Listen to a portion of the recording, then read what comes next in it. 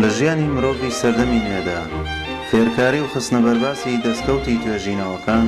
لە بوارە جیاوازەکاندا مایەی پێشکەوتن و تێگەیشتنێکی نوێ لە جیهان. بەڕێوەچوونی چالاکی زانستی و فکری لە بوارە جیاوازەکاندا بەتایبەت لە نێو زانستە مرۆڤیەکان یەکێک لە هەوڵەکانی ناوەندی بەژینە بۆ پێشخستنی فەرهەنگ و پێگەیشتنی شارۆمەندان لە سەردەمی زانیاریدا.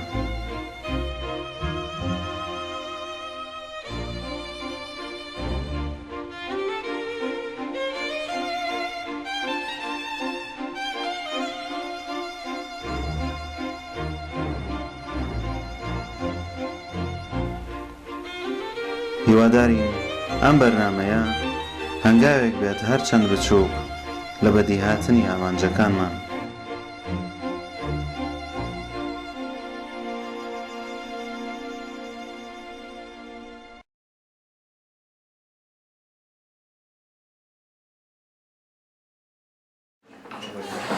سەرەتا بەخێرهاتنی هەموو ئامادەبانی بەڕێز دەکەم. زۆر بەخێر بێزانم ئێوەش زانتان کەشە. بە پێویست دەزانم زۆر سپاسی ئەنجومەنی ڤەژین کەم کە ئەو هەلایان بۆ من ڕەخساندووە جێگای شانازەیەکە لە خزمەتتانە. یادێکم لە هاوڕێی زانم کاک ئەوبەکری عەرفەنا پارەکە لە دیاردە نەک ڕووداوی هاتوچۆدا گیانی لەدەستدا بەداخەوە. یەکی لەوانە بوو کە دەیتوانی کەسێکی زۆر بەتوانە و لە عەزیزان ئاشناسیدا بۆ کوڕێکی فەوق العادە بەئەخلاق و زانا دانشمەند. باسەکەی ئەو ڕۆمان لەسەر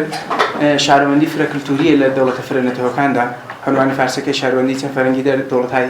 چەند میللەتیە بەتەکیدە لەسەر بەجەختکردن لەسەر نەزەریە شارۆمەندی چەند فەرەنگی کیملیکای. خودی ئەو ئیسلاحاش عنوانی مەقالەیەکی ویل کیملیکاشە لە 2011دا.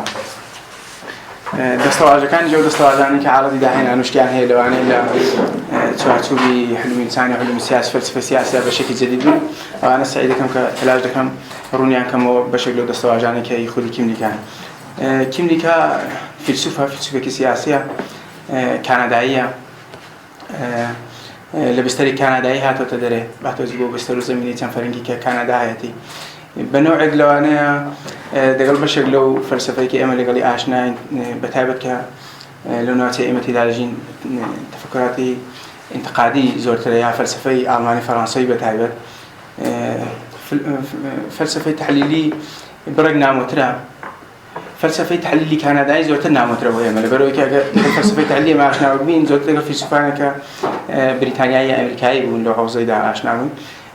کیملیکا لەو فیلسوفە لیبراڵە جەریدانەیە. فیلسوفێکی لیبراڵە ئێستا لە ژیاندا حدودی 1964 دەبێت 54 ساڵێک کار دەکات. 8 کتێبی ئەسڵی هەیە، حدودی 100 مەقالەی هەیە. پرۆفسۆرە لە دانشگای کوینی کانادا زانکۆ کوینی ئێستا دەڵێتەوە. هەروە لە دانشگای ئیتحادیەی ئوروپا لە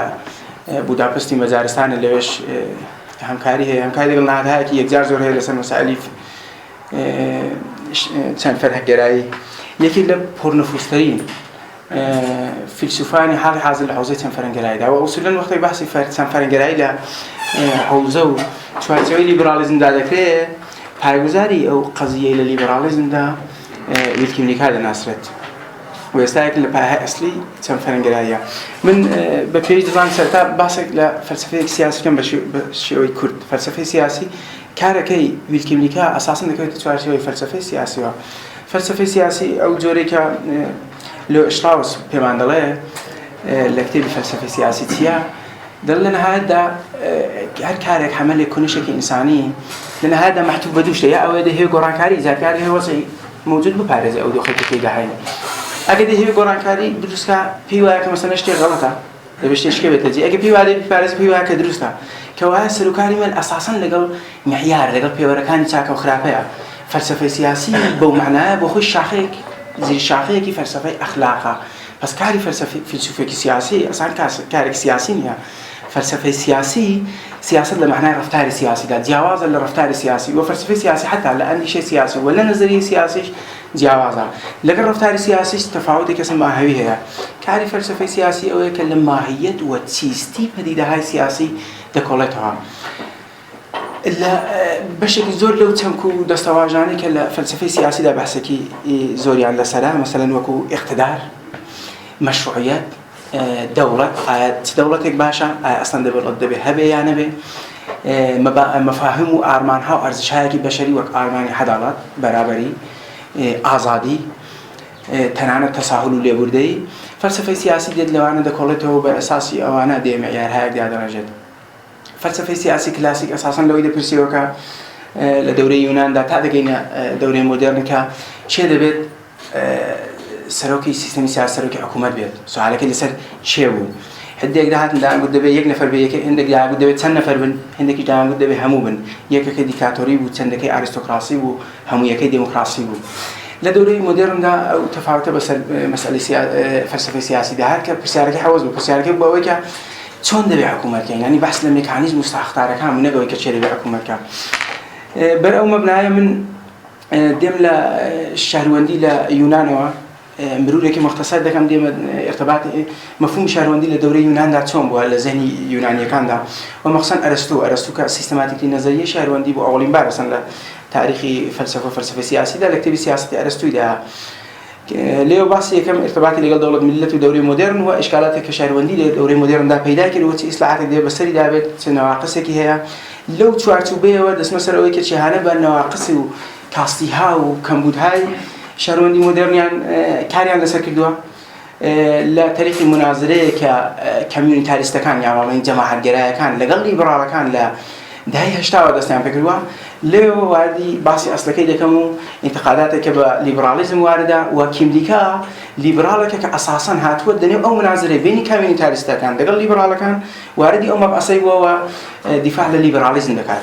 وتأثير شيء وقتوا إسلام دلين بنجوري خليك الليبراليزم بمعناه كذي كلا أوزيتهم فرنجا هيدا إحياء ذكرت أبو معناه بس من شوارتو هذي كل شيء تكن دان دسته استادي مثلا مفهوم شهروندي لدوري يوناني كوندا ولا دوري يوناني كوندا الشهروندي بو مفهومنا وكأستا أمام مدينة زلمانا إستا وقت بعض الشهروندي كان يمكن شموش لك بعض حقوق الشهروندي كي وبيع حقوق دينها لحالك ده حالتي كل دائما تتواني ملاين ك شهروندي كلاسيك تكليف معور وتعاوي كمثلا حقوق معور وبيبقى أو زورك إما تصور مال شهروندي هي برام أو تكليفش بمعنى نوع كمثلا يوناني كان وربط عن وقتك مسؤوليتك الشهروندي باتيانن لا نوابك وظيفيك أنجام دلن بلكو بوان هم زمان حالتي افتخاري هوا بس أو دوغانجي تكليف حقوق كمثلا يستعد دوسوية شهروندي ومسؤوليات وحقوق بقولي فارسي أساسا شهروندي دوتيه كبهيج وت لجدان عقلتها كيس فارس لكتابي شهروندي ده معتقد كدوسوية دوسوية مسؤوليات وحقوقية وهيجي لو أنا ببيكتر أساسا بوتين معناه هذا أبو معناه أساسا شهروندي اليونان ده معناه هذا يوناني كان بيانوابو كشهروندي جورك افتخاره وكسك مثلا هم كأساسا شهروند نبو إما زي متأصل للنظرية حضارتي أفلاطوني كحلالة الذي أفلاطوني بو معناه كهرشك قبل السجل خوي عندنا وهرشك ده متناسب لقل ماهيتي أو شيء بقولوا مثلا في واحد عديق لإنسان كان يساوي يعني للزرع عديق لمصن عديق للتنكن بوشيوا سلسلة مراتب يكي تعريف كربوا إيش متأصل له هستشناسي وكيهانشناسي خاصي دوري يوناني وكا حالتك السلسلة مراتب وخو كربوا متأصل له وكيهانشناسي نوعك هستشناسي ومعرفشناسي روشناسي خاصي خوي توليد كربوا ليوناني ده بل أساسا شهروندي طبقاتي وامتيازي وعاوالين أرسطو خب تحت نظرية عدالة أرسطو أساساً تحت تأثير نظرية عدالة أفلاطونية بل أو مبناها أرسطوش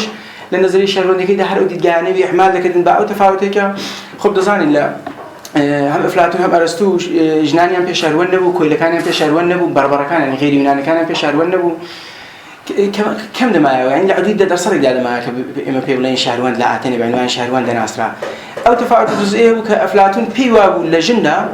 ذكرت مثلا أو بتنسيل توانا هبك بالآخرة تغييرات الإيجاد بيك مثلا بتوع العقل استفادة بك دليل كان أو بالواري معرفة شناختي وك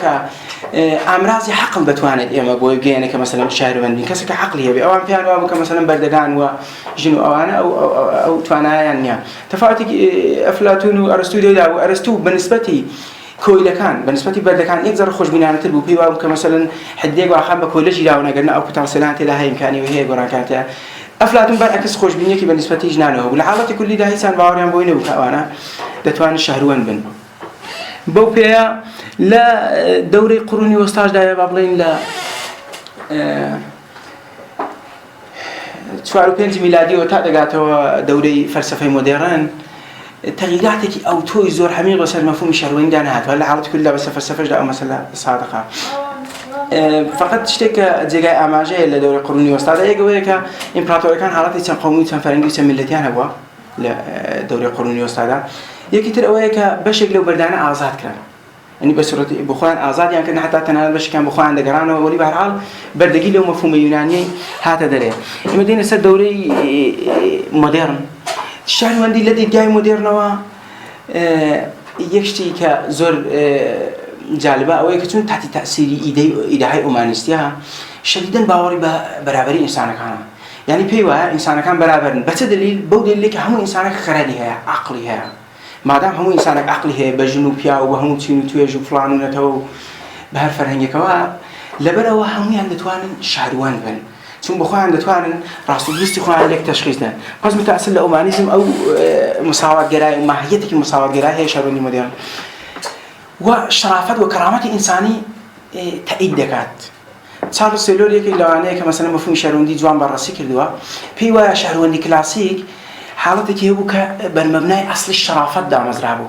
يعني امتياز وبلبنديها ولا دوري مودرن دا أصل كرامة دا جا أصل شرافة دا قريتها اتفاقي كيك لدوري شهرواني إلى دوري مودرن دا رودا دا أو هيك إمازان بانقلاب فرنسي شعار هاي آزادي برابري مطرح دبت جالبه هيك آزادي برابري كمطرح دبت خب أنا ديدجا هاي كي جهان شمول جران هبو يعني جهان نجتمان باور بن بجورك بيان وابو كدبي أو آزادي برابري وتصوري كأوان لآزاد يعني هيا دكتور بهم الدنيا دا فخش بيته هم يعني تأثير ليبرين دواعي كإنقلاب فرنسي سركوتوب ولا هزار عصور الشاونو كده هيز بلاو بيتوا لقلنا توكاني كده قلنا إمبراطوري كان كده قلنا بلاو كان كده جيدبون أو عند برابري عند راد وصانوا جيشتن بو شعاري كآزادي برابري وبرادري بون جيشتن كمرزك هي بو آزادي برابري وشتي أويش برادرية أويش نوع يقرتوي اجتماعية كدوا أخو لهوية ملي العالمية توا ليه ده أوزون مهمة أرسطو كاتي خو يك سؤال هي دل آية شهروندي باش شهروندك باش لقل إنسانك باش هل يكشن نتيجة وردك للكتاب سياسة كذا كان خيروانية تود تواني شهروندك باش بلا إلزام الإنسانك باش نبي دلكش أويك شهروندي بايبند بمرسحة جغرافيا سياسي وعوزيت وعرتوبي جامعة خويتي لو أنا تو كاربكي زوريش إنسان دوستانه بيقولي أساساً دقل سوارتوبي قوانين شهروندي تولى ولاته ده نيخبنتها اتفاقاً لدوري مدير جارجي سان بنزلي من كم أو سعر دي سان جوابك هي هربلة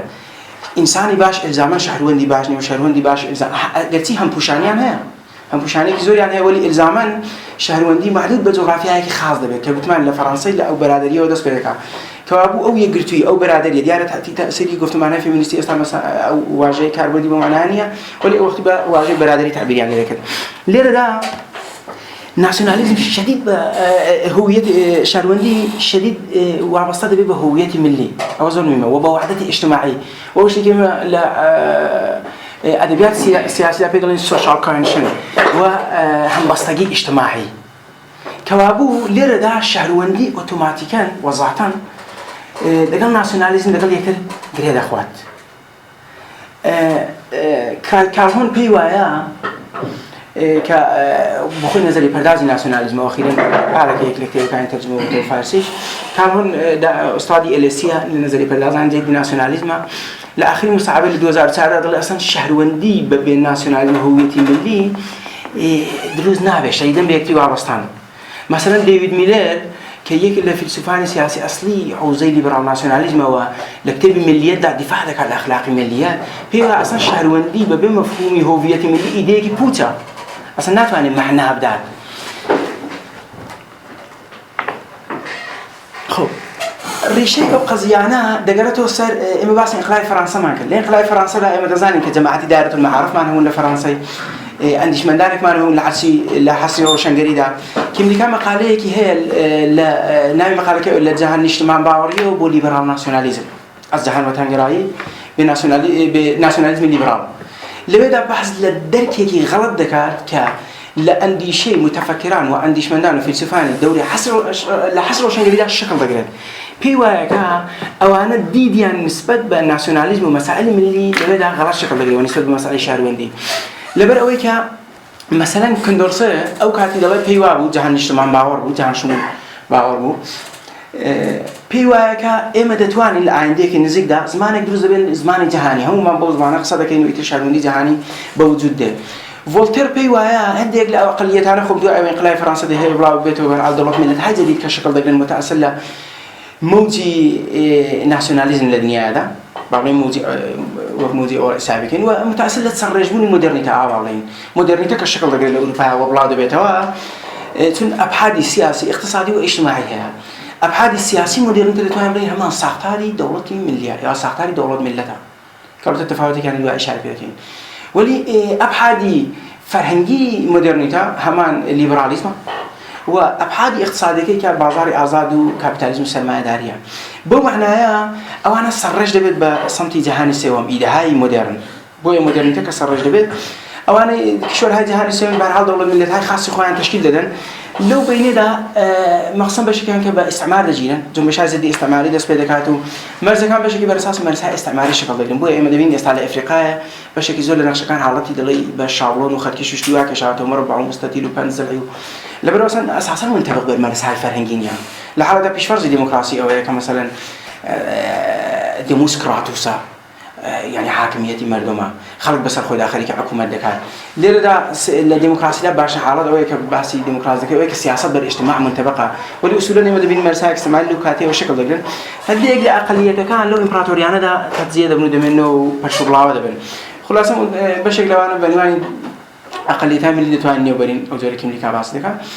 ليه ده أقليتها من اللي واكون نشان بالنسبة لقزيانا فولتير كجوانه كبيرة أو أقلية مليانة باشي حالات بوانا أو كعاصمي له بمنو بتوينه ولا نوع أكثرية ده أو دولة مثلا أو كومك بيشرف لبين ما بيك بروبليفيزم وبيشرف باوري يكيد لا أصول وباي مودرنيته وكو عقل باوري وكو إنسان باوري اللي روا إذا روشن فكراني عصري روشنجري بيان وابوك بو بيشرف لازم كسر كله عازي توسع سياسي اقتصادي اجتماعي وكله دواترا باودوی اکثریتی که قطعاً اکثریتی که امکاناتی که زودتر برخوردار بوده شرایط شهر معنی بدیدی که خطی چاله تارکین لسات که زودتر لتکامل اجتماعی لا و پیام وابد بدنی وان ده حل من بوی که پیشرفت کن چون پیشرفت امریکی مدرن بو و بودی ده خطی چاله تاریخ ذکر كم نكابي وليرة ده أو مسألة غلط شكل دقريت غلط شكل دقريت ودواء إما دبينين كا لقرني نوزلو بيزدا وعكونش هاي كي سير لان أقلية كانوا شكل دقريت وناسيوناليزمي أقلية شكل دقريت مقابل ناسيوناليزمي دولتي ده إصلاح كان خدي كم نكابي معناه يعني ده ناسيوناليزمي أقلية ده مقابل ناسيوناليزمي دولتي ده أو ناسيوناليزمي أقلية وناسيوناليزمي دولتي كمسألة عم بو إيجاد به ذات فين دواء بحث أقلية كانت هنشون أنواع أقليات معناها منزرب بالنوع حق متهالحات جديد وأخيرا كأما بيدلين مالتي كالتراليزم مالتاي كالتراليزم كتبت تنفر هنجراي يا فرق التور باوري أو تنفر هنجرايا إذا هاي كذي هم زمان ما تحكي ولا أجر حقوقك معناها بني حقوقي جهان شمول إنسانك بما هو إنسان أو زريك كانت بعصيدك وحقوقك ذاتي ذاته ده بحقوقك تعريف فكرة بعنوان حقوقك خاص حقوقك خاص فرهنگي حقوقك خاص جمعك بويا منازلة صار ده بيني أواني كترداري حقوقي جان شمول وأواني كترداري حقوقي خاصا ليرو من هوضة دم للرجاي منازلة كواردي أو قضية بم ك مناظرة جماعة جرايا كان اللي قال ليبرال كان البته بيشو لازم إشارة قوي كم كا نوعي أقليات أما بحث ذكيين أقليات دتوانه جرو هيك بك بالعازي كمي تعدادي كم ترى حتى مفهومي كيفيش لأقليات هي بو معناه كربين لزجاج أجتيق مثلا فرهنجك نتوي قومك بالعازي كم ترى ولي بالعازي كيفي أو زعرة دي سنة تعبيري أكثرية لذلك ولا حاله من لذلك بعصي مفهومي أقليات ذكي منزله هيك تعدادي كم ترى لأكثرية ده دتوانه جرو هيك بين دتوانه جامعي جنبه يعني فيمينيست كامل يعني بعنوان مطالعات أقليات شعبية دتوانه تنام جروه هيك لجوانان بين مثلا أقليات دتوانه أقليات كي مذهبي دتوانه دوودانە نەزەریە پەرداز کە زۆر لەسەر ئەو قەزیە دو ئەمریکان کیملیکایەکیش ئیریەسیۆندا هەردووکیان لە دەهەی 90دا ئەو قەزیان بۆ مەترح بوو. جالب ئەوەیە کە متالعاتی چەند فەرەنگەرایی لە دەهەی 90دا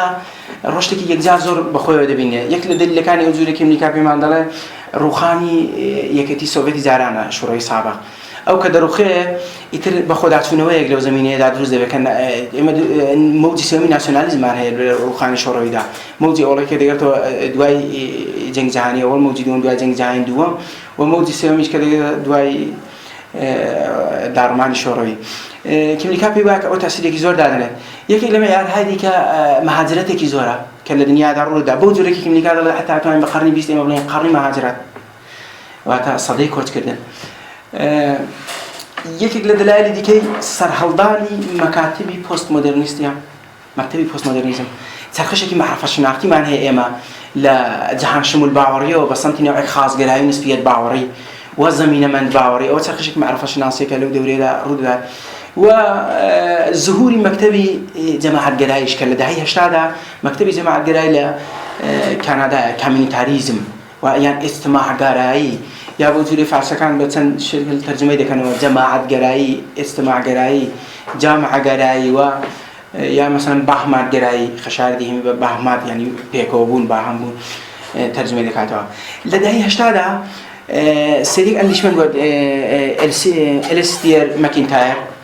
مایکل سندل، چارلز تەیلۆر و والزەر، تا حدێک والزەر ڕۆبەتە. ئەوانە مەکتەبێکی جدید یا مەسەڵەن شناسایی کرد دروست کردووە کە ئێمە دەتوانین پێ بڵێن جەماعەتگەرایی. دیارە ئەوانە بخوا نان جەماعەتگەرا، پێیان بڵێن جەماعەتگەرا پێشیان بەردەخوا پێی ناخۆشە، وەلی واقع ئەوەیە کە ئەو جوورەی ئەوانە ئەولویەتێک بەر جەمع دەدەن تا ئەوەی کە بەر فەردی بدەن. نەقدی لیبرالیزمدا شکلیان گرتووە. وەلی من یەک گوریزیش لێ دەمەوە بۆ لیبرالیزم لە دەورەی مۆدێرندا لە ڕۆشنگەریەوە کە سەرهەڵدەدا. ئوسولاً گوتم جەنبەی فەرهەنگی مۆدێرنیتە لیبرالیزمە. لیبرالیزم ئیدۆلۆژی و گفتمانی مەسەلەتی مۆدێرنیتەیە، و تەواوی ئەو ئیدۆلۆژی و گفتمان جێی دانەوە مەکاتبی جێی دێکە شکل دەگرن لە ئینتقاد لە لیبرالیزمدا شکل دەگرن. و هێشتا بۆ مەحنا ئێمە کە بڵین پارادایمێکی جایگوزین کە جایگوزین بوو بە شکل و شەمایلەی نیمانە، مەسەڵەن بە شێوەیەکی موفق بتوانین لە عەمەلدا شتەهایەک سەری هەڵدا، مەسەڵەن سۆسیالیزم سەری هەڵدا و لە عەمەلدا دیمان مەسەڵەن و ئیدۆلۆژی هذه أو كي استعج بنزل من هالمسلتها هالليبراليزم إذا الليبراليزم دقل مودرنيته ودقل عندي شاعر أصل روشنگري هم بوشاني كي يرجع زوري هي مثلا أو فرد باورية وآزادي هاي فردي ومدني كلا مودرنيته على شكل دقل لمنشوري حقوقي شهروان وإنسان شهروان لإنقلاب فرنسا دعوة منشوري حقوقي إنسان شهروان ل 1900 انقلابي 1970 عوتي أمريكا دا وتنانت پیش ویش قبل نوع الانقلاب باشکول 1968 آن دل انگلیسی لیش ریشه سرچاو دگرید. با معنی لیبرالیسم هم پوشانی که زور لگر مدرنیته هیا و دبیتا گفتمان و ایدئولوژی زام. لیره و او اندیشانه که شکل دگرین لرومانتیزم را بگیرد تا دگاته او مکاتب زیدانه لنقدی مدرنیته دادن. جامعه گرای کانیش یا جامعه گرای کانیش دقیقاً لو تیفه و شکل دگرین بلام بو تفاوتی که مثلا مارکسیزم كلا انتقاد للليبراليزم دا شكل دقريت مراجعه دكاتو با عندي شاي ماركسيستي يعني ماركسيزم حتى في كي بلتي في كلاسيك اورثودوكس كي بلتي في مثلا فرانكفورت كي بلتي في هاي جديد تريبه مثلا همي هذا بنوعك الرجوع كي نقطه مبدا كي دقرتو صار ماركسي ولي كاري جماعه قراءه كان رشكي اساسا هيجلين رشكان دقرتو صار هيجل لواري ميثودولوجي فلسفي ومعرفه شناختيها یکی لعنه كزور فقط العادة متأصل لي وتشارلز تايلور كم اللي إلى مدى برق لسبب بحث ذكر تون تايلور بخشي كندائية دقل كم اللي كان مناظرة هاي كي زور يعملوا لو مناظرة ده سؤال موضوع أساسي هيك جماعة قراءة كان بشدته حدته كي كم ترزورتين مثلا ماكنتاير شديدا مثلا منتقدة توابي أخلاقي مودرن مثلا مسألة ساز دزانت بيوايا كمثلا خريج الشعب ده هاي أخلاقي جامعي مودرن مثلا لبرك هالوشعلة كتابي در بيه فزيلة داين فيرتيو مثلا سندل محدودية هاي ليبراليزم ده شديدا حملة دكات بو جان رالزي وهاي إنسان شناسي فلسفي جان رالزي كلن دبات جير سؤال تشارلز تايلور مايكل وارزل بشدته كمتر مقصد مايكل وارزل كعدي قصن ليبرالي دادنين ليبراليزم جریاناتێکی زۆر بەخۆیەوە دەبینی. ئێمە دەزانین لیبرالیزم ئەساساً لە مەسائلی اقتصادیەوە ڕیشەگیر بۆ ئەوەڵین بار، یعنی لە مێرکانتالیزم و اقتصاد دەوڵەتی کە لە دەورەی دەوڵەتی مطلقەدا بوو، با بڵێن قەرنی 17 بۆ 18. لەوێ بۆ لاوە ئێمە دوایە واردی دەورەها، یعنی بازاری ئازاد دەست پێ دەکات. لیبرالیزمی بە بازاری ئازاد دەست پێ دەکات. نەزەریاتی ئادەم ئەسمیتی بەحسی بازاری ئازاد دەکات. ئێسمی پێی وایە کە دەبێت بازار ئازاد بێن، بە هیچ وەجه حەقمان نییە دەست لە بازار وەردەین، بازار کۆنتڕۆڵ بکەین. نەزەریەی با بڵێن لێسەفێر یا اقتصادی بازاری ئازاد لێگەرە، لێسەفێر لێگەرە بە ئازاد بێت. مەبنای اقتصادی ئسمیتیا ئسمیت پێی وابوو کە ئەگەر ئێمە لە جامعە لێگەڕین لەباری اقتصادیەوە ئازاد بێت، دەستێکی غەیبی بۆ خۆی ئۆتۆماتیکەن جامعە کۆنتڕۆڵ دەکات. مەیلی ئەفراد چون سەحابی حەقڵن ئەساساً کاست بەنەفیت دەکەن، سوود و زیانی خۆیان بەراورد دەکەن. لەو بەنیرا کە سوود و زیانی بەر خۆیان بەراورد دەکەن، هەر کەسێک سوود و زیانی خۆی بەراورد کرد بەدوو منفعەتی خۆی دەکەوێت، لە حاڵەتی کولیدا بە نەفعی کولی جامعەکەی تەواو دەبێت. کەوابوو دەستێکی غەیبی کارێک دەکات کە ئەگەر هەر فەردێک بەدوی منفعەتی خۆیەوە بێت، بە پێی قسەی ئسمیتی، لە نەهایەتدا منفعەتی جامعەش تەئمین دەبێت. لێرەوە لە اقتصاد و بازاری ئازادەوە دەست پێ دەکات، با بڵێن لە سەرمایەداریەوە. دەگەینە لیبرالیزمی کلاسیک لە قەرنی 19دا. لیبرالیزمی کلاسیک لە قەرنی کە پێ دەڵێن لیبرالیزم لە قەرنی 19دا مەخسووساً شەدیدەن لەژێر تحتی تەئسیری نەزەریەی بنتامی بوو. بنتام ئاتیلیتاریست بوو، یا بەنوێ دەرپێڵین سوود باوەڕی بۆی بوو کە ئینسانەکان ئەو بۆ جۆرێک کە باسمان کرد بە پێی سوود و مەنافعی خۆیاندا، بۆیە بۆ معنایە ئەو پێی وابوو کە دەبێ هەدەفی ئێمە دەبێ ئەوە بێت سیستەمی دموکراسی کارەکەی ئەوەیە کە سەعادەت و خۆشبەختیەکی زۆرتر بۆ زۆرترین ئینسانەکان بە تعدادی کەمی باسی دەکرد، زۆرترین خۆشی و شادی و سەعادەت بۆ زۆرترینی ئینسانەکان دەبێ فەراهم بێت. استوارت میل تحت تأثیری بوو ئەوش لە قەرن 19دا بوو، وەلی استوارت میل هات تەغییراتێکی لەو جەنبە لیبرالیەدا ئیجاد کرد. استوارت میل پێی وابوو کە پس دقت بێشتی بکەین لێرەدا ئێمە دەگەڵ ئەسڵی بیتەڕەفی تەفاوەتین مواجهین. مثلا دەوڵەتی لیبرالیزم ئەساساً باوەڕی بە هیچ نوع دەستێوەردانێک نییە، نە مداخلەی اقتصادی نە مداخلەی اجتماعی، نە لە حوزەی اقتصاددا نە لە حوزەی فەرهەنگدا ئێمە ئەو مافەمان نییە کە بێین مثلا دەستکاری مەسائل بکەین. میل پێی وابوو جان استوارت میل پێی وابوو کە بەو شێوەش کە ئێمە مثلا لێگەڕێین واقعا مەسەلە ایجاد دەبێت. ئەی فەزیلەتی لێ دێت. کولی فەلسەفەی سیاسی لە تاریخ خۆیدا دەپێی فەزیلەت و چاکە و خراپە و ئارمانی ئازادی و عەداڵەت و بەرابەری و شتان داوە. شکافایەکی شەدیدی اجتماعی پێک هات بوو، تەبەقەیەکی بوڕژوا پێک هات بوو کە فاسلەیەکی زۆری هەبوو، اقتصادێکی سەرمایەداری فوق العاده خەشن لە قەرنی 19دا حاکم بوو کە منجەر بە ظهوری مارکسیش بوو. بۆیە ئەو فوق العاده گرنگە کە مارکسیزم لە بسترێکی خاصی خۆیدا لە مقابل سەرمایەداری فوق العاده خەشندا شکلی گیر کە ئەو تەفسیرە لێرە مثلا بە شتێکی دیکە وەردەگیرێت. ئێمە لە دەورەیەکی دیکە زۆر جاران لە جامعە ئێمەدا بە نەوعێکی دیکە مارکسیزم وەردەگیرێت. لێرەوە جان استوارت میل ئەگەر چی وەک سوود باوەڕ باسی دەکەن، وەلی مثلا جانگەری معتەقد دەکەن نەوعێک کەمالگەرایی غیر مستەقیمی تێدا. یعنی چی؟ کەمالگەرایی ئەو نەزەریاتانن ئێمە لیبراڵەکان کە دەڵێن بێتەرەفن، باوەڕیان بەوەیە کە لێگەڕین خەڵک بۆ خۆی، فەرد بۆ خۆی منفعەتی خۆی تشخیصدا و چاکە و خراپەی خۆی لێک تشخیصدا تا ئەو جگایە ئازادی محتەرەمە کە بە ئازادی دیگەران هیچ لەتمێ گوار نەکات، بە معنای ئایزیابێڕینەکەی هەمان ئازادی منفی. وقتی کەسێک کارێک دەکات هیچ زەرەرێکی بۆ دیگەرین، یعنی حوزەی ئازادی لەگەڵ حوزەی ئازادی دیگەری هەم شانەی مەسئلەی هۆی زانەکە لێگەڕن بە ئازادێ. ئەبوو معنایە باوەڕیان بە بێتەرەفی هەیە. جان استوارت میل ئەگەر چی باوەڕی بە بێتەرەفی هەیە، پێی وایە کە دەوڵەت بێلەخەرە وەزایفێکی لەسەر شان لێ دەبێت، حەدی ئەقل هەیەک فەراهم کە مەسەن لە حوزەی بێداشت و ئامۆزش ڕابگرا، شەدیدەن لەسەر شخصیەتی فەرد تاکید دەکات. و استوارت میل پێی وایە کە دەبێت دەوڵەت تا حدێک کۆمەکا کە شخصیەتی فەرد شکل بگرێت، چونکە فەردێکی مستەقل وجودی نەبێ ناتوانێت ئاوا بەڕاحەتی چاکە و خراپە بۆ خۆی تشخیص دات. احتمالی هەیە ئێمە ئەوەندە وێڵەکەین کە ئەو فەردە دووساری نوعێک لە حامەگەرایی ببێت کە ئەسەن فەلسەفەی سیاسی کە کارەکەی ئەو بەدوو چاکە و خراپەوە بێت بە نوعێ وێڵی بکات. پس ئەو بۆ معنای نییە کە وەکو مارکسیستەکان کەمالگەرا بێت. لدي كيمنيكاوا لكتابي مقدمي بالفلسفة السياسية معاصر ألوت منه واسمه كهيجي اللي كاركاني كيمنيكاي ترجمة كراون لكتاب أصلا كان مقالة كان يصير ترجمة كراون كلا النيواني بعصر كان ده إشارة عن كده كم كيمنيكاي الفلسفة السياسية معاصر ده بيجوا كماركسيزم نظرية كمالجرانية بالأساسي تعريفك لباشا وخرافة بو إنسان شكل جرتوا وخريكة سياسة خير حامة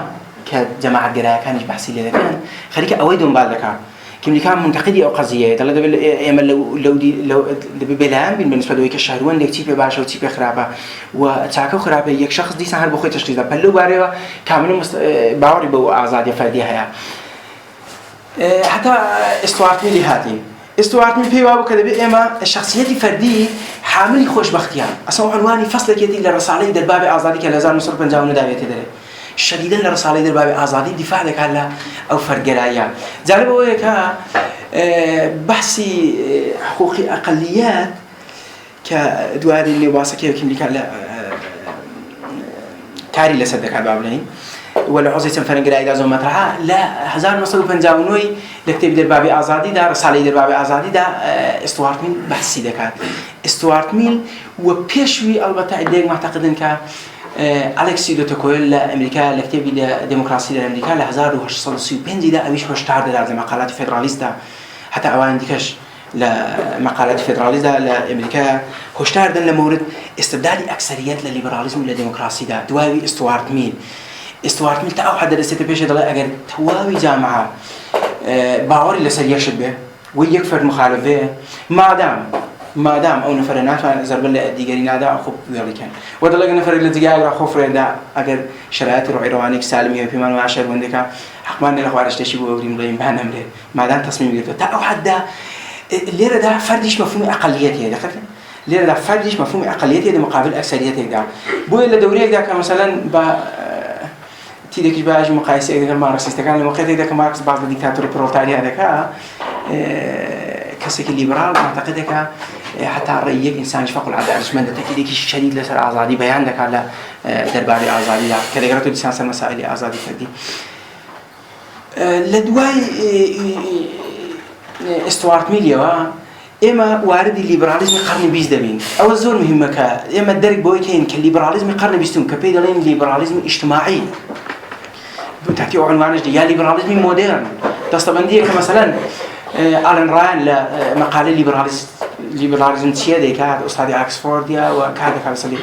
دل الليبراليزم كان بكلاسيك مودرن كتقسيم دكان بوشيوه دقيقاً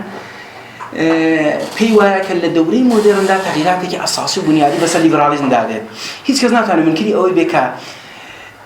بازار آزاد أسراتك فوق العادة مخرب شيء لسه جامعي أو دقلوا أو هم مثلا باش يعني خاص خويه أبو أسراتك فوق العادة مخرب يبو أصلا دلائل ظهوريزم بش هاي ماركسيستي لغرب وسوسياليزم وكومونيزم حتى بقرأ أورس إسلامي سياسي بشكل زوري أسراتي مخرب بازار آزاد وكابيتاليزم برحال لسر أوي كغيزتي بازاري آزاد دبيتهم بتاعتك مثلا دولة مداخلة بكالي اقتصاد دائما زاني حتى لفلسفة اقتصاد مثلا دواوي جان مينار كينز لا دواوي أو بحرانك اقتصاد وشي دبي لازال مثلا بستنو ده نظرياتي كينزي ديت منزل بدولة رفاه دبيت أو لحوزي اقتصاد كده لحوزي مسائل فلسفة سياسية كده ليبراليزم القرن بيستوم لحوزي اجتماعي كده شديدا باور بإصناعي إصلاحاتها ليبراليزم القرن بيستوم ديت دز لنوع إصلاحات ده ودساء وحدالة بنية حدالة توزيعية يعني بيوا أو ماليات تشتكي ولي دقريت باش كده بالآخرة بخش كاتو مثلا شباب بختك كده ولو بيني دام حد أقل هاي وهم يك الأفراد جامعة تأمين دكان بويا حتى مثلا بين الغرب أقد بين مثلا تبع شناصية مثلا طبقاتي بكين لو وارد جامعة شناختي سياسية ومثلا رئيس جمهورية كان لطبقة يجيبون إما دبين لدولة إنجليز هاي عندهم بولا طبقة متوسط واردي أو شتري مقصن لإنجلستانه دلك يوبك يكلد اللي كان يبقى أشكافاني إيجاد بو أو هم جنب شايز الليبرالي إيجاد بو نحدالته كي شديد إيجاد بو زنجي جهاني دوم زربيك زوري لو ولات عنا ده أو أنا بحث كان يخوم ربطي بكين كان إشارة بيركم لم يعني قصة كان ذاك شوي بحث كين كان إشارة لكم كشوي بيا شوي يعني أو كسي كأجر رفرنس بيا حالتكم مقالة إشارة بيركم زنجي جهاني دوم تأثير كزور بو جامعة حاليا بيشان ببعض صازيه بو لبرا والسياسة هاي كي دولة رفاعي هذا آراوا إما دقل دولتي دقل ويرفير ستيت طرفين لبولاوا لدواي هم زمان دقلوا كدولتي رفاع ديتا كاروا جان رالز لهزار نصب حفتاوية دا نظرية دلالة ذلك بيشتري لسيريك لمقالات دا مثلا مقالة عدالة توزيعي مثلا مقالة عدالة بمصابي إنصاف لو مقالة دا تأكيد لسر نوع جوجوري كلا ليبراليزم دكا حسي بيكردوك الليبراليزم شديدا دقل أو انتقادان ربوته ومسألة هي ئەو دێت ئیسلاحاتێکی تێدا ئەنجام دەدا و لە کتێبی نەزەریەی دەربابی عەداڵەتدا نەزەریەیەکی جدید دەداتە دەرەوە. من هێڵە کولیەکان هێڵە گشتەکانی ئەو ڕازی باز دەکەم دوای دەست مەسەر کیملیکا. دلیلەکەشم ئەوەیە کە کیملیکا بۆ خۆی شەدیدەن تحت تأثیری رالز و استوارت میل و رونالد دورکینیا سێ ئەندیشمەندی لیبرال کە دویان قەرنی 20 ئەوەکیان قەرنی 19. رالز لە عەداڵەت بە مەسابەی ئینسافدا چەندانە مەفهوم بۆ ئێمە مەطرح دەکات. ئێمە دەزانین فەلسەفەی سیاسی مۆدێرن لەسەر مەفهومێکی ئەساسی دامەزراوە کە مەفهومێکی ئەساسی دەستاوردێکی ئەساسی لیبرالیزمێکە، ئەویش قەراردادی ئیجتیماعیە، پەیمانی کۆمەڵایەتیە. قەراردادی ئیجتیماعی پێی وابوو کە شێوەی یەک دەوڵەت کە دەوڵەتێک دەبێت چۆن بێ ساختارەکەی چۆن بە فلان فساد قەراردادی ئیجتیماعی تعیین دەکات. رالز بەر ئەساسی قەراردادی ئیجتیماعی دەست لە ئازمایشێکی فکری دەدات بە شێوەیەکی ئینتزاعی دێت ئازمایشایەکی فکری و منطقی مەطرح دەکات. دەڵێ ئێمە فەرز دەکەین لە جامعەیەکدا کە دەمانەیە بەر ئەساسی قەراردادی ئیجتیماعی کە هەمومان ئینسانهایەکی بەرابەر و ئازادین، هەمومان ئینسانهایەکی بەرابەر و ئازادین، شەهروەندی ئازاد و بەرابەرین، دەمانەوێت وەزعیەتی عەداڵەت تعیین کەین. ئەوە بڵێن کە رالز ئەساساً لیبرالیزمی قەرنی 19 ئەوەی کە وتمان سوود باوەڕ بوو، باوەڕی بۆی بوو کە زۆرترین خێر و خۆشی و شادی بۆ زۆرترینی کەسەکان و سود و منفعت و ئەوانەی باز دەکەن. رالز دەڵێ ئەوە ناتوانێت ئێمە بە هیچ جێک بگەێنێ. ئەسڵاً خودی سەعادەت چییە، خودی شادی چییە، خودی خۆشی چییە، ئەوانە بۆ خۆی مەسئلەی لەسەرە.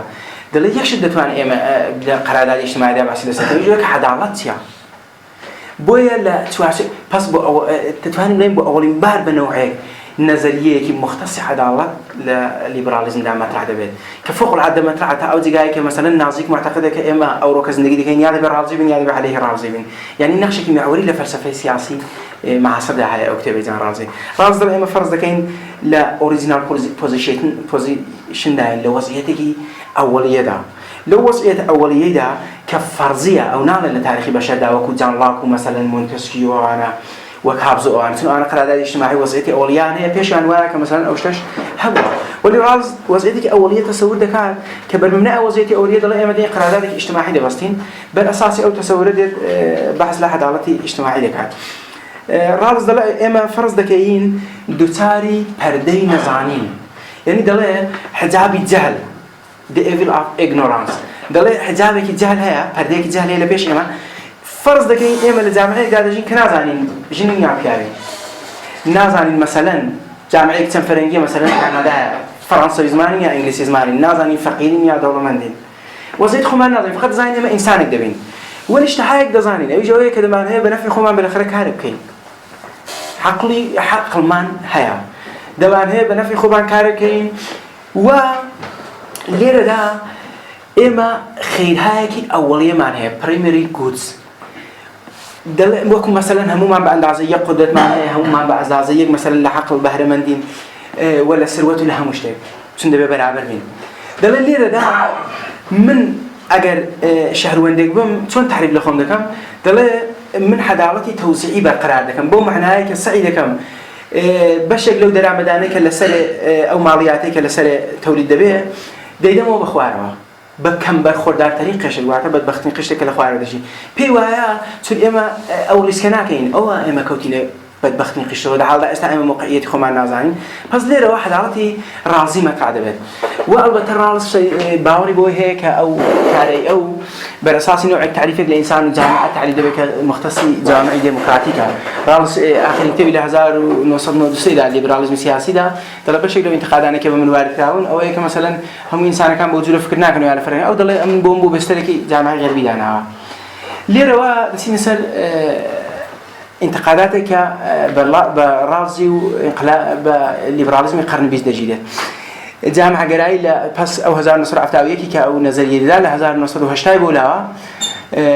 نظریاتی جەماعەتگەرایان مەطرح دەبێت. چوار دانە ئوسول و خطوتی کولی کە جەماعەتگەرایەکان بە چالشی دەکەشن لە لیبرالیزمدا ئەوەیە کە دەڵێن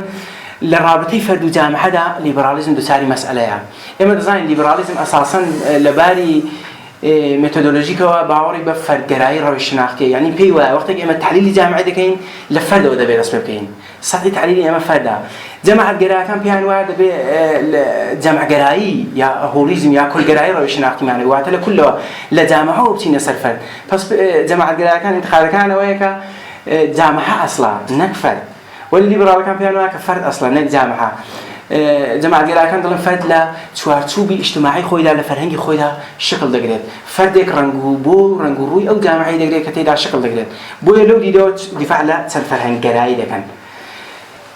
مسألة دوم رابطة كبين حق وخير برقرارة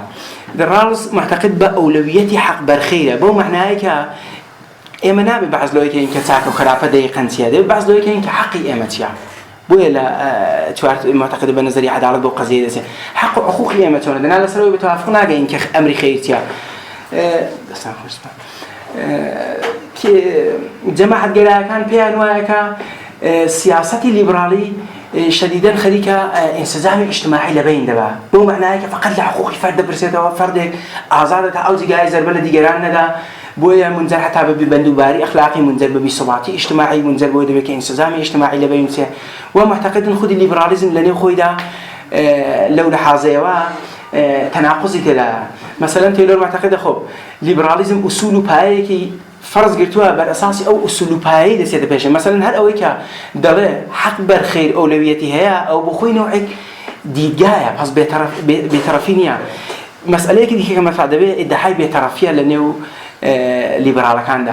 جماعة جرا كان معتقد إن كليبرال كان أساسا بطرفنين ولا الدحي بطرفي ده كان ومعتقد أصلا بطرفي باجنيا نتنها ليبرال كان بطرفنين بركض أصلا بطرفي باجنيا إما ده بس سياسة كي خير حامة ما نبي بس بوجوره كم لكاد الله أو جورك جماعة جراء كان دلنا سياسة كان نوعك كمال جراء تدا يعني كمالك أمريك خير اشتكي باشو تعريف ده كان كدولة ده بيجيري بلا طريق جامعة كيوا بويك أو شهر وندي بو نقطة باشي بيانات جماعة جراء كان بوشيويا نقدي بطرف الليبراليزم بس دون نقدي أساسي اللي بطرف الأمريكان يقول كليبراليزم بطرف نياتهم بخو أصول مبنى وبيش فرصاية كي خاص خويها دوش أويك أصلا نابي بطرفه الذي دي جماعة جراء كانوا الدحاية كذي كزور مسألة إيجاكلوية الدحاية جهان شمولي أرزش على ليبرال خب ليبرال كان كتمان ليبراليزم زور تأثير مودرنيتها في أنواع كأرزش على ليبرالي جهان شمولة دبل هم دنيا مثلا يكشتا بيادة بكرة حقوق البشر يكشتا تو حقوق إنسان تيا إنسان له دنيا يك إنسان ليه ده مبعثك مهم لعوزي لسر مفهومي هيومن نيتر يا ذاته سرشت إنسان دروز دبل كيك المفاهيم مركزي فلسفة سياسية ذات إنسان سيا خب بوجوري ليبرال كان معتقدين كده به ذاتك يكساني إنسان لهذه جايك أو دنيا بجوا فرهنجوني كبتوان ذات إنسان تغيدا خب بس ليبراليزم كده قال أو توار دانا مسألة عن الروبرو دبتها وبيس وبايش أوان رازي وقنا ما عندي ليبراليزم مورد خطاب قرار دان ثم كمان هجموني هي قرن بيزدا وقت بحث الليبراليزم دكين يديو انتقادنا عصايه مثلا بين تاموارد بعد ما سميت وارد ولي براز احياء كل براز جزء متفقره قولانه وكدواي 20 سال لو كان نظريه كده حدودي 10000 مقاله لسر نظريه كان مستوى صدر كتاب لسر نصرا لبرو اوانش راس ابي موردي حمله قرار دان حمله كشان لشو دس بدكات رجل النبضي مساله كذا ابيش بحثي ذاتي انسانه اوان بيان واكا ليبراليزم بالمبناي تصورك لفرد ولا جامعة ولا إنسان شكل قلتوا كتصورك ميتافيزيكية يعني ليبرال كان فرد زدان لجامعة إخوان تصور ده كان وحقوقك بيدن والتعريفي ده كان جماعة الجراء كان بيان أو فردا لذاك بحث رابطي فرد جامعة مطرح دبيت أو فرد شديدا وابسطة بجامعة كيتي أو فرد يكسويا وجنبه ولاني ارتباطي هي دقل الإنسان هايديك إنسان فردك أتوميزانية لبر أويا كان معتقد إن أصلا يمكن لما قال كان تشارلز تايلور أتوميزما كقراءة فارسيش لو يتصل ده أتوميزما معتقد أو بني نقطة مركزية حملانة بالليبراليزم جان رالزي فرد وسويا هاي ارتباطي فرد لقال الإنسان هايديك لحاظناك خب ليرة داشتك جالب كده تبيشه أويكا للدحين نود بولا ومتعرحت سنفرنجلاي دحو زي ليبراليزم جاء شكل بقدر ليبرال كان مجبور جواب لنا بو انتقاداتك أساسية انتقاداتك بنيادين لحرس عمل إجدال ليبراليزم مثلا نتواني وصعب هيداك خب كيميكا يك لو كسانه كده مقابل أنا ده رعدة وستة كيميكا كلا أكسفوردية اللي بخوي لمصحابك كده إشارة ذكاء ما جدك كا رونالد دوركين ومثلا حتى جوزيف رازو أو أنا رازو شيء في الفلسفة السياسية الليبرال زي دانيا لكارجاك إلى دانجا أكسفورد كهوا تشارلز تايلور وان حملة كان بالليبرال سكان مناظرة كان هي ديبيت كان هي لسر أويك مثلا بحث كندا لكن لسر أويك مثلا حقوقي كبيك كان حقوقي جمعية أجي مبمعنى لسواتي بكندا ديمقراطية ليبرال ديمقراطية ولي دليل ليبرال ديمقراطية ده لا أواخرك قرن بيز ده تعز خليك الناسيوناليزم كبيك الشكل ده الناسيوناليزم أقلية الشكل ده أو بديك ناموي والليبرال كان وبيش بني وقضية عنا كربو كم ذكرت بعض لوي ذكرت ك بشكل انتقاداتك جماعة جراء كان وارد كان درسته كوايا متأسد باللو قضية ولي بيوايا كلا توارتو بالليبراليزم ده ذكري الدفاع لحقوقك جروهي بكين لحقوقك جمعي بكين والليبراليزم أولني كهالفرق جراء يعني بحث كمان هو كالليبراليزم أساسا فرق جراء يروي الشناعتية بالعزم معرفة الشناس بالعزم ميثودولوجيكا ولي أفضل لنا ذكري للليبراليزم ده أو قضية دربين دتيته وصل قرن نوزده بيوا كلا قرن نوزده ده اتفاقا بشكل زوري للليبرال كان قريش ناسيوناليستيان هو وأصلا أوان حمل كلوا إشارة ذكر مثلا بلورد أكتن إشارة ذكر بماتزيني كل زي يعني ليبرال ناسيوناليزم جديد تحت تأثير مثلا أو ليبرال إيطاليا ماتزيني إشارة ذكر مثلا بهومبولت هل واحد زان استوارت ميل حتى استوارت ميل مثلا لدربابي عزايدة إشارة ذكر باش حالة دوائك هاد ملتك دولتي خوي هبت ثم بيوا أو انسجام اجتماعية بوي كمثلا يقرتوي اجتماعي دبت مبنى آزاد وعدالة وبرابري بيوستا واللي راك بلادات كم لك بيوا لقرن وزرع بس ده خبرنا نوا ولقرن بيز ده كليبراليزم منحرف لقرن بيز ده تحت تأثير تندان زريان كمن دواء بحث دكم ليبراليزم منحرف ولا جمع جلايين ده نادى تواني حقوق أقليتها أو مسألة مثلا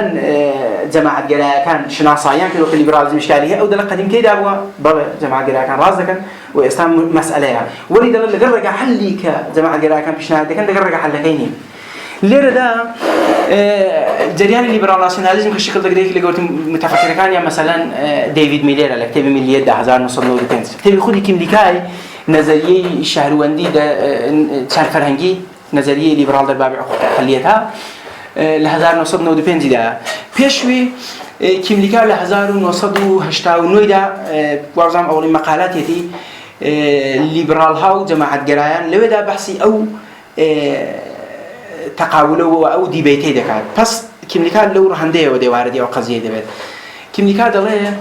أو ليبراليزم كمن دفاع عليه دكان أو سنة تفكرية كليبراليزم قرن بيستا وتحت تأثير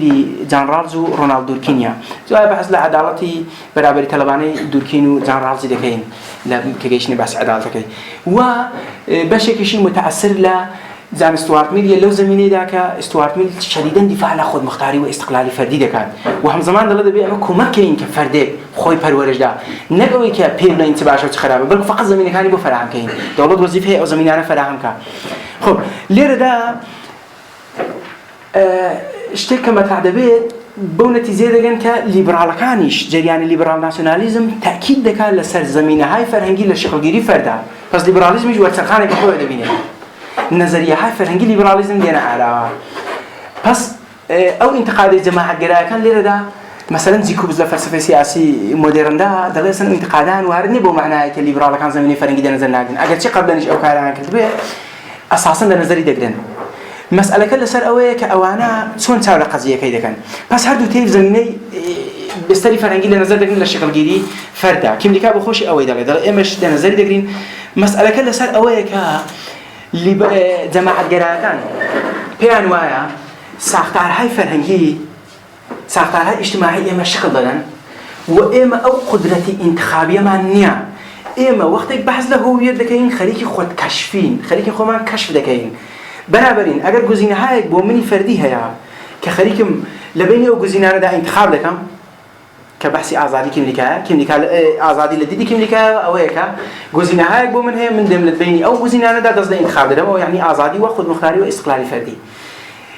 جماعة جراء كان دلنا ليبرال كان زور صادين قالنا سألوا قضية ده كان تونات واني بيني أو جزينة أنا كهتا راح أدزنا انتخاب ده بركو تحت تأثير السنة ها وفرنكا وارجع هاي فرنكي خود فقط أنا تفسير ده كي ولحد كي بسطة ده منيو ليبرال كان دلنا إما خو ما كشفنا كين بل كل قال خود كشفي إما أساسا خو ما انتخاب ده كين إما خمان انتخاب لكين بس بين أو جزينانة كهمانا إما دزنا انتخاب لدين بو إمكاني تجديد نظر در سنتها در فرهنگها در باورها و ارزشهای یک فرد لدی لیبرال کان هو زورا پس اوانش معتقدن که زمینه فرهنگی تأثیر دارنه بلام کن اگر آوات عالی کین ساختار کارگزاری عالی کین اگر فرد کارگزار بید ساختار فرهنگی ساختار بید لیبرال کان معتقدن که او فرد امکاناتی که زوری هی بوی که باز بینی بکاته و باز نگری بکاته و او نبض فلسفه سیاسی کیملیکا پیوایه که هر کسی ساکه و خرابه خوی با خوی دتوانه تشخیص ده یعنی امریکی درونیه ساکه و خرابه نک امریکی بیرونی که بر ایمه اعمال بگیره لو زمینه ده شدیداً متأثر ل میلیا که پیوایه او خود مختاری و آزادی فردیه زور ارزشمنده خب كوابو جماعة قراءة كان دلنا هويتي فرد هويتي تفسيرية ليبرال كان بيانوا هويتي فرد حالتك انتخابية ليردا كملكا دلنا وقتك إما لباري جياني تاكد على خوان برسيار دكين أويك دمان هوي ببرسين كدبي تون بين دمان هوي دبي تون بين ولي جماعة قراءة كان بيانوا كإما دبي خوان كشف كين كإما تشين پس تفاوتی بنیادی کان دیره دادنا هر دو کان بیسعانی بشکل زول فلسفه سیاسی باورم بوی هنا که لیبرال ناسیونالیزمش لا دهین نود بولا کشکل دگره باوری بو زمینه فرهنگی هیا مسئله کان لیر را دست بدکاتوا مثلا کتابی یا التامیر 1993 کتابی که فوق العاده لسر لیبرال ناسیونالیزم اصلا یا التامیر دل تواوی لیبرال کانی قرن 20 باستثناء عديك لو أنا شديد باوريان بجهان اجتماع باوري هو شهيد جهان شمول باور بون يا أنارشيست بون هم ويا أساسا ناسيوناليست بون هم ويا ناسيوناليست بون أقدر تجيبوا خوشان حتى إسعانيان بينك البيت بس خريكة زريانة كديك بنيو ليبرال ناسيوناليزم لو دوري ده الشكل ده قدر مقابله وانتقاداته كبي واردوا يكجلا أو ديانة كما فهمن بصورة خلاصة لسيدهم تيلور واقع عنده بجدي ورجيله لأنه جماعة قراءة كان ده ولا هم أنيام بورنفوس تربوا مثلا ماكنتاير سيسوار مكتب وتفكري حواس كدوا مثلا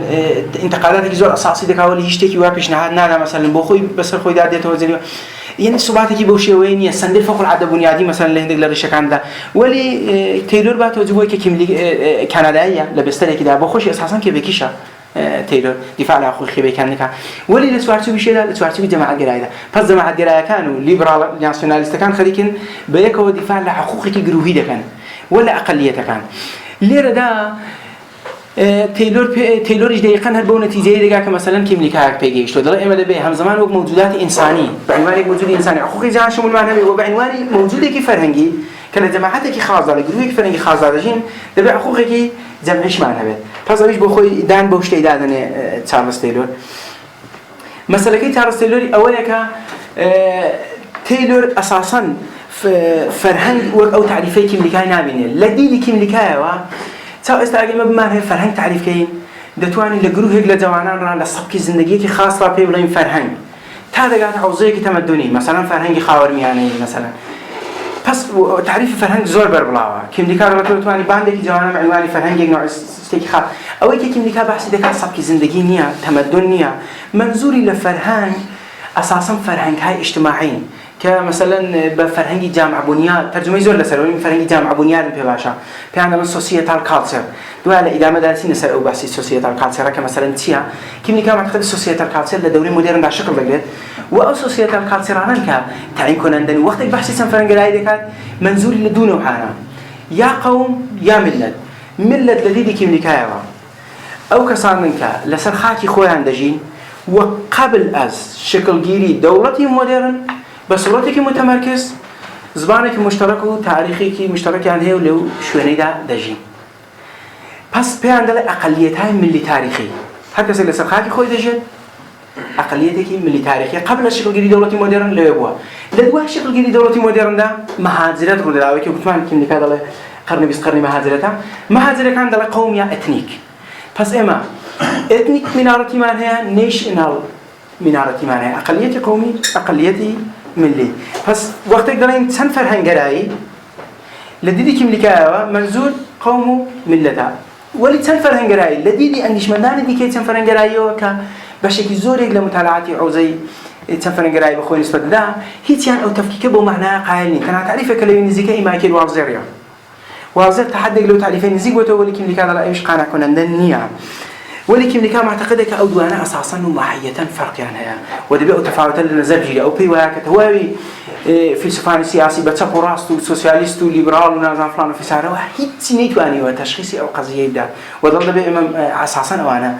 اللي يجيب كينيا إما اللي من دس مسار مباني نزل في مازون مثل لا مقدمة وشتكاني واللي هو دار مكرون كل بيته وكم ديكال شوية أما الشوية راسين سكين ديكال نازل سند واخد دبيك مثلا وأنا بمن اشتكي كاس حزاد بيه تايمي اللي قبل ذي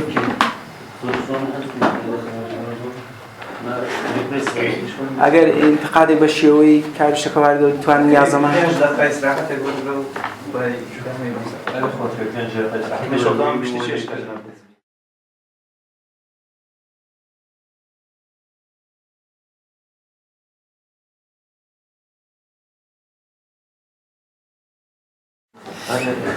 دوستان استادسین سر بحثی مبانی نظری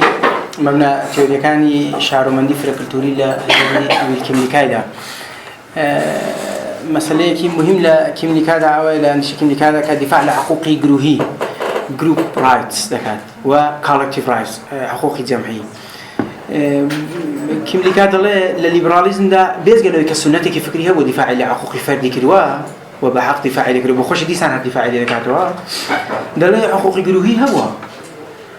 ولا وقت باس ما كده باس لو دكا كفلسفاني كنظري پردازاني قرني 19 اصلا او جورنا بوكا دان بحقوقي جمعي وحقوقي جروهي دانن لقرن 19 ده لقرن 20 ده تحت تاثير يكسر مسائل انحرافات الليبراليزم ده ايجاد بها او نال من مدعيهم كليبراليزم استقبل هالقري او يك دفاع على حقوق الجمعي لك بالكو دليك لحمل ده او مساله مانديوا مثلا لكان هذا او حقوق كده كيف كان متاثر له دي جايبوا همان الانجليزي مثلا بريطانيا يقول اسكتلندا كانوا ايرلندا كانوا قضيه هي لبلجيكا اللي قال فلاندرز معنا كانوا قضيه حقوق جزوريان فيدرال ولا كندا كيبيك كان الامريكا دقل بورتوريكو كان البته او شيء منتقدين في العالم الامريكي كا وجزراء شارك بده كم لبرود الهم لحمل ده ليبراليزم قرن 20 خريكه لحمل ده قبول دكا هم كي ليبراليزم قرن 19 قبول كروا بلام دل من ديم للليبراليزم استدلال هاي بر مبنى باي هاي ليبراليزم دال الرجم أجناب بخشم منتقدي أو قزيم كليبراليزم خليك أو كارينا كردوا ودبا بيكا وشديدا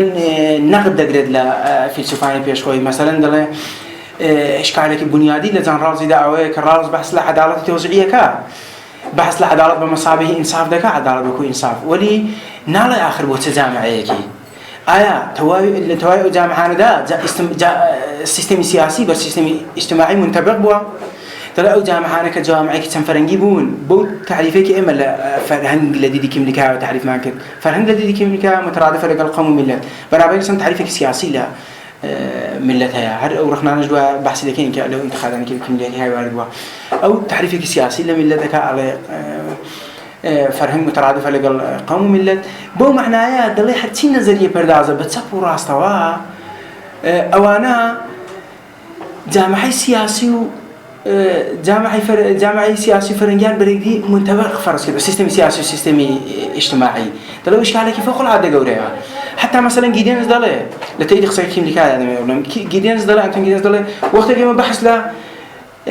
جامعة هيك دكين وقت جي من نيوي دولة تكدين وقت جي من نيوي ملة تكدين هم معنا بيج معنا بكادرين خليكين هم يهلك ده بسين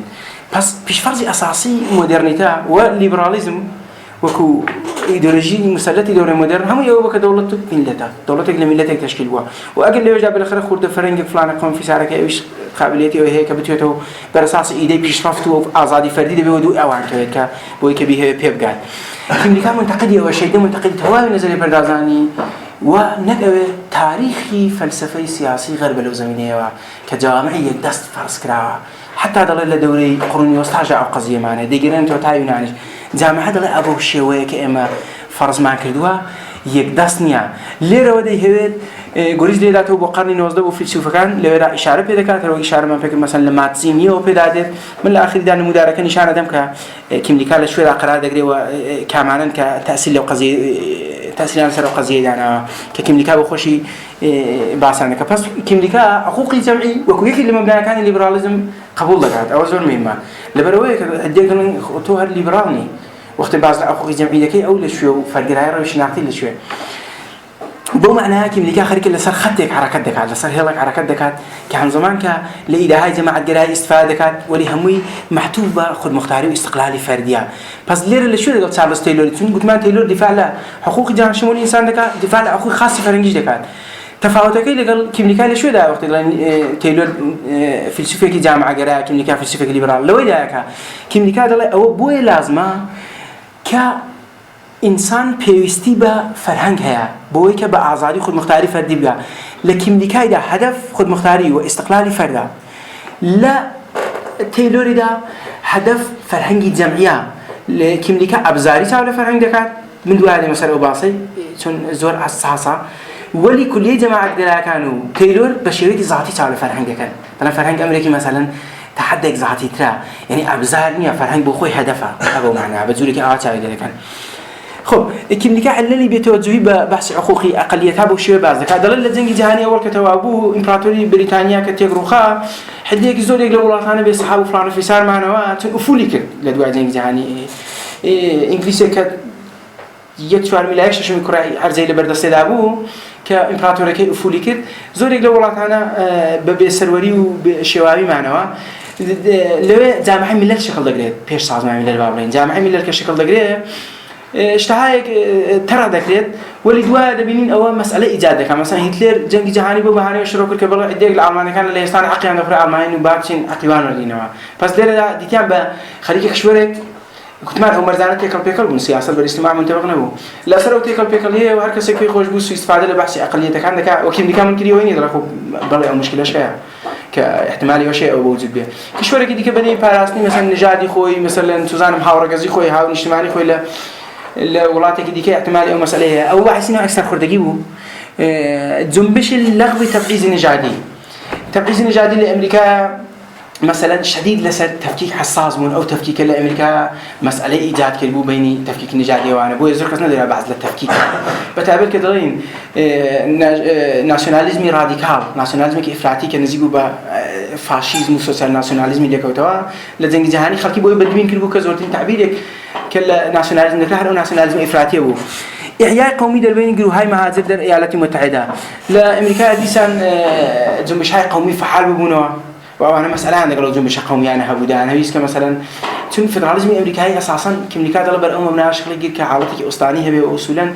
بر مبناي أو ينبو كمثلا ليك خادا فرنجي كان شون تقسيم كلام زوري كان دانا كأصلا أقلية كان لو أسطاني كان عند أقلية دام الإيالات خوان بس بوي كإدغام ببن إنتجريشن روب دا أو شيء بدنا إدغام يا إنتجريشن لقال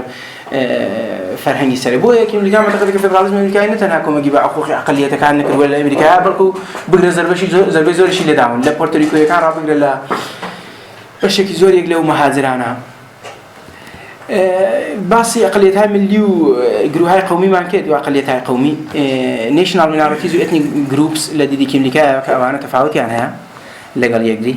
أقليتها ملي معمولا متمركز در يكسر زمين جغرافي عشان مشخصة لشيء وكو أقليتها قومي براكندنين تناجروا مثلا تو لألمانيا أقلية الجوري تركتها والخب لأنها هذا عالتي قومية ثم مهاجرة دواش شكل جديد دولتي ألمانيا سوا بو خوي سوا بإرادة خوي سوا بقولي كم ديكان وهم زمان الجغرافيا قدام متمركزني بنابرين دوا بس دكين كعقل كانتيا ويجي كي أصلي كأقليتها قومي ملي اللي أكتر ديسان زيادة كاتوا خب أقلية هاي ملي معمولا جمشاك ناسيوناليستيان هي اللي خد مختار رابطها استقلال أو يجيانات هذا أقلية هاي قومي كم ديك أول دل أقلية هاي قومي أقرتي حقوقي تن قومي عن كقائلة حقوقك تن قومي عن ذاته بلا ما أعتقدك أو أنا ميلي بهم جرايان زورا ميلي بإنتجريشن يان زورا تون مللكي تاريخين اللي ونتنا ميليانه بلكو حقيش يعني بيروانا بني مثلا تدرس جامعة كي فرنسا مثلا فرنساوي لأمريكا هي بدحايا أو كاكا مثلا من بشكل لو أنا كي بخوم هذا الموجودة بموت لو حقوقك ملتك ده هي دحايا أقل من اللي بكذا لو باختياري خوي الولايات خوي استعادت الولايات كذي كبر أبرين أمريكا عادلانة نيكا أو قضية رودا ولي لو بيني ده بنابر وبناهندا ريفيوجي جدا كاتوا على مهاجران پەناهەندە و کەسەیەکە پەنای هێناوە هەڵاتەوە بە ئێرادەی خۆی نەبووە بۆیە دەڵێ لێرە من هیچ بەڕاستی کیمیکا بۆ خۆی بەدەڵێ بە تەعەسسوفەوە دەبێ بڵێم کە پەناهێندەکان نازانین دەبێت چ لێ بکەین دەبێت بچنەوە وڵاتی خۆیان و لە وڵاتی خۆیان خۆ ئاوادانکەنەوە خۆیاوەرگرنەوە دەنا لە لەحاظی عەداڵەتێکە ئەو تعریفی دەکات دەڵێ ناتوانێت تۆ حەقت بە پەناهێندەیەکە هەر شەهروەرد نییە وحتى بحق واختياري خوينا هاتو بكل أسر مشكلاتك خاص خويا توشي هوات موا اشتكى جالبة استاكي ملكا ديهوي حقوقي فردي ده حقوقي جمعي بيجريلاته باستدلالك الليبرالي أظن إنه تندرن الليبرالي بحت ما استدلالك الليبرالي به أي تون تدفع على حقوق جلوهي لك يدرن الليبرالي ترى إما يكاد كين أقليتك معناها أكثريتك معناها بيني أو أقلية أكثريتين دل وقت حقوقك جلوهي بو أو أقليتك قائلين یەکێک لە ئینتقادە گەورەکان ئەوەیە کە ئەو ئەقەلیەتە بۆ خۆی ئەقەلیەتی دەدەروندا ساز دەبنەوە ئەقەلیەتی دەر ئەقەلیەت ساز دەبێت مەسەن لەوانەیە جامعەیەک تەبەقاتی زۆر بەوجودە کە سەرێ زۆر نەخوارە بکاتەوە تەیفێک لە تەیفێک نەخێر ئەقەلیەتێک لە ئەقەلیەتێکی دیکە مەسەلەن گروهێکی فەرەنگی لە گروهێکی فەرەنگی چووکتر پیاوەکان لە ژنان مەخسوسەن لە چەند فەرەنگەراییدا فێمینیستەکان ئینتقاداتێکی زۆریان هەیە مەسەلەن سوزان مولێر ئاکین لە مەقالەی ئایا چەند فەرەنگەرایی بۆ ژنان خراپە لە پرسیارێکە کتێبێک مەقالەیەکی لەسەری هەیە دێت بەڕاستی ئەو شتانەکە وەتەنها نەوعێک چەند فەرەنگەرایی کە ڕوانگەیەکی باشی پێ هەیە باز لە کیملیکای دەکات دلیلەکەی چییە کیملیکا دەڵێت ئێمە محدودیت‌های دەرونیمان هەیە مەحافەزەت‌های بیرونیشمان هەیە یعنی بربەستە نێوخۆیەکان و پۆشێنە دەرەکیەکان باڵێ مەحافەزەت‌های بیرونی لێرەدا کیملیکا دەڵێ ئەو ئەقەلیەتە تا حدێک ئازادە کە پایبەند بێ بە حقوق و ئازادی‌های فەردی ئەو ئەقەلیەتە کە ئازادە کە حقوقێکی دەوێت بۆ معنای نییە کە بچێت مەسەلەن لەسەری خەڵکێکی خۆی ڕاکێشێتەوە بۆ معنای نییە کە حقوقی بەشەر نەقص بکاتەوە حقوق و ئازادی‌های فەردی دەستاوەردێکە لیبرالیزم تا ئەوڕۆ بەدەستی هێناوە بیهەوێ زەربەی لێ بداتەوە بەنابەرین لێرەدا نظریە کیملیکا مەسئلەیەکی بۆ ایجاد دەبێت مەسئلەی ئەقەلیەت‌های غەیری لیبراڵە أقليتها غير الليبرال أو حقوق كيملكا حقوق جمعي باسل كلا الليبرال شامل أقليتها غير الليبرال جديد من لبحث التساهل ده اسمه سر قضية لبحث التساهل الليبردي ده toleration كهيك لما فاهمين يبون مركزي الليبرال كان كلام مناظرات ده بحثيان زول لسلا محافظة دروني أويك ده إما بو أقلية بمحافظة دروني دانين محدوديتك دروني دانين بخشن محدوديتك دروني بدانين كحقيقة مكارك أنجام ده مقيد بآزادی خود مختاری فردی چون گفتم که امریکا مقید به آزادی خود مختاری فردی اصلا نبضی فلسفی انسان شناسی فلسفی که امریکا که مثلا هر اندیشمندک هر فیلسوفی سیاسی و هر مکتبک نوعك تعريفي لماهية ذات إنسان هي أكمل قائل بزعبين نقدر نقول human nature يا هم سلوش إنسانه كملكا للتعريف خويلا باوري بول حد له خود مختاري واستقلال فردية بس ده أو محدودية أبو أقلية دانين أي محافظتي بيرونيتي محافظتي بيرونية هو كذا اللي يكفر هنك حق خويتي لبرابر فرنجي أكثر يدال خوي دفاع كان بنابرين ده إما إمكاناتك وحقوقك الجمعي بو أقلية قائل بين كلام مقابل أكثرية دار دو تعرف فرسايش فرنجي نبي فرنجي روج بروج النكرة لبين نتي ويران نبي أو حقنا هذا بأكثرية كان بس ليه ده حق جمعي ما تعدبت خب من پیش بابه مثلا بحثی آزادی فرهنگ لیر ده استدلالی که نکای زور مهمه بوی که چون دفاع له او فرد دکات له اخوخ جمعیه کیم نکات دله جوامعی مدرن که پیشتر بحثم کرد سوسیتال کالچر یعنی ها معتقده او سوسیتال کالچر لدوره مدرن داشت بیتوا هر ملتك ذات أقلية بس أكثرية يجنوا فرهنجي اجتماعية كمن بفرهنجي جامع بنيادم بانتخاب روما متواصل فنامين الزفافات دريا بندي لدان جامعة درانك كمنيكا لهزار مصر أفتاوية وكندا تاد وزارة كنجي براسيكر وتأثيري اللي شيء كمنيكا نظريات كمنيكا لسر سياسات سنفرنجلاي كندا براسيكر ومصفات أرزيابي كروا كبلا زور مفيد ولا دولة لا خب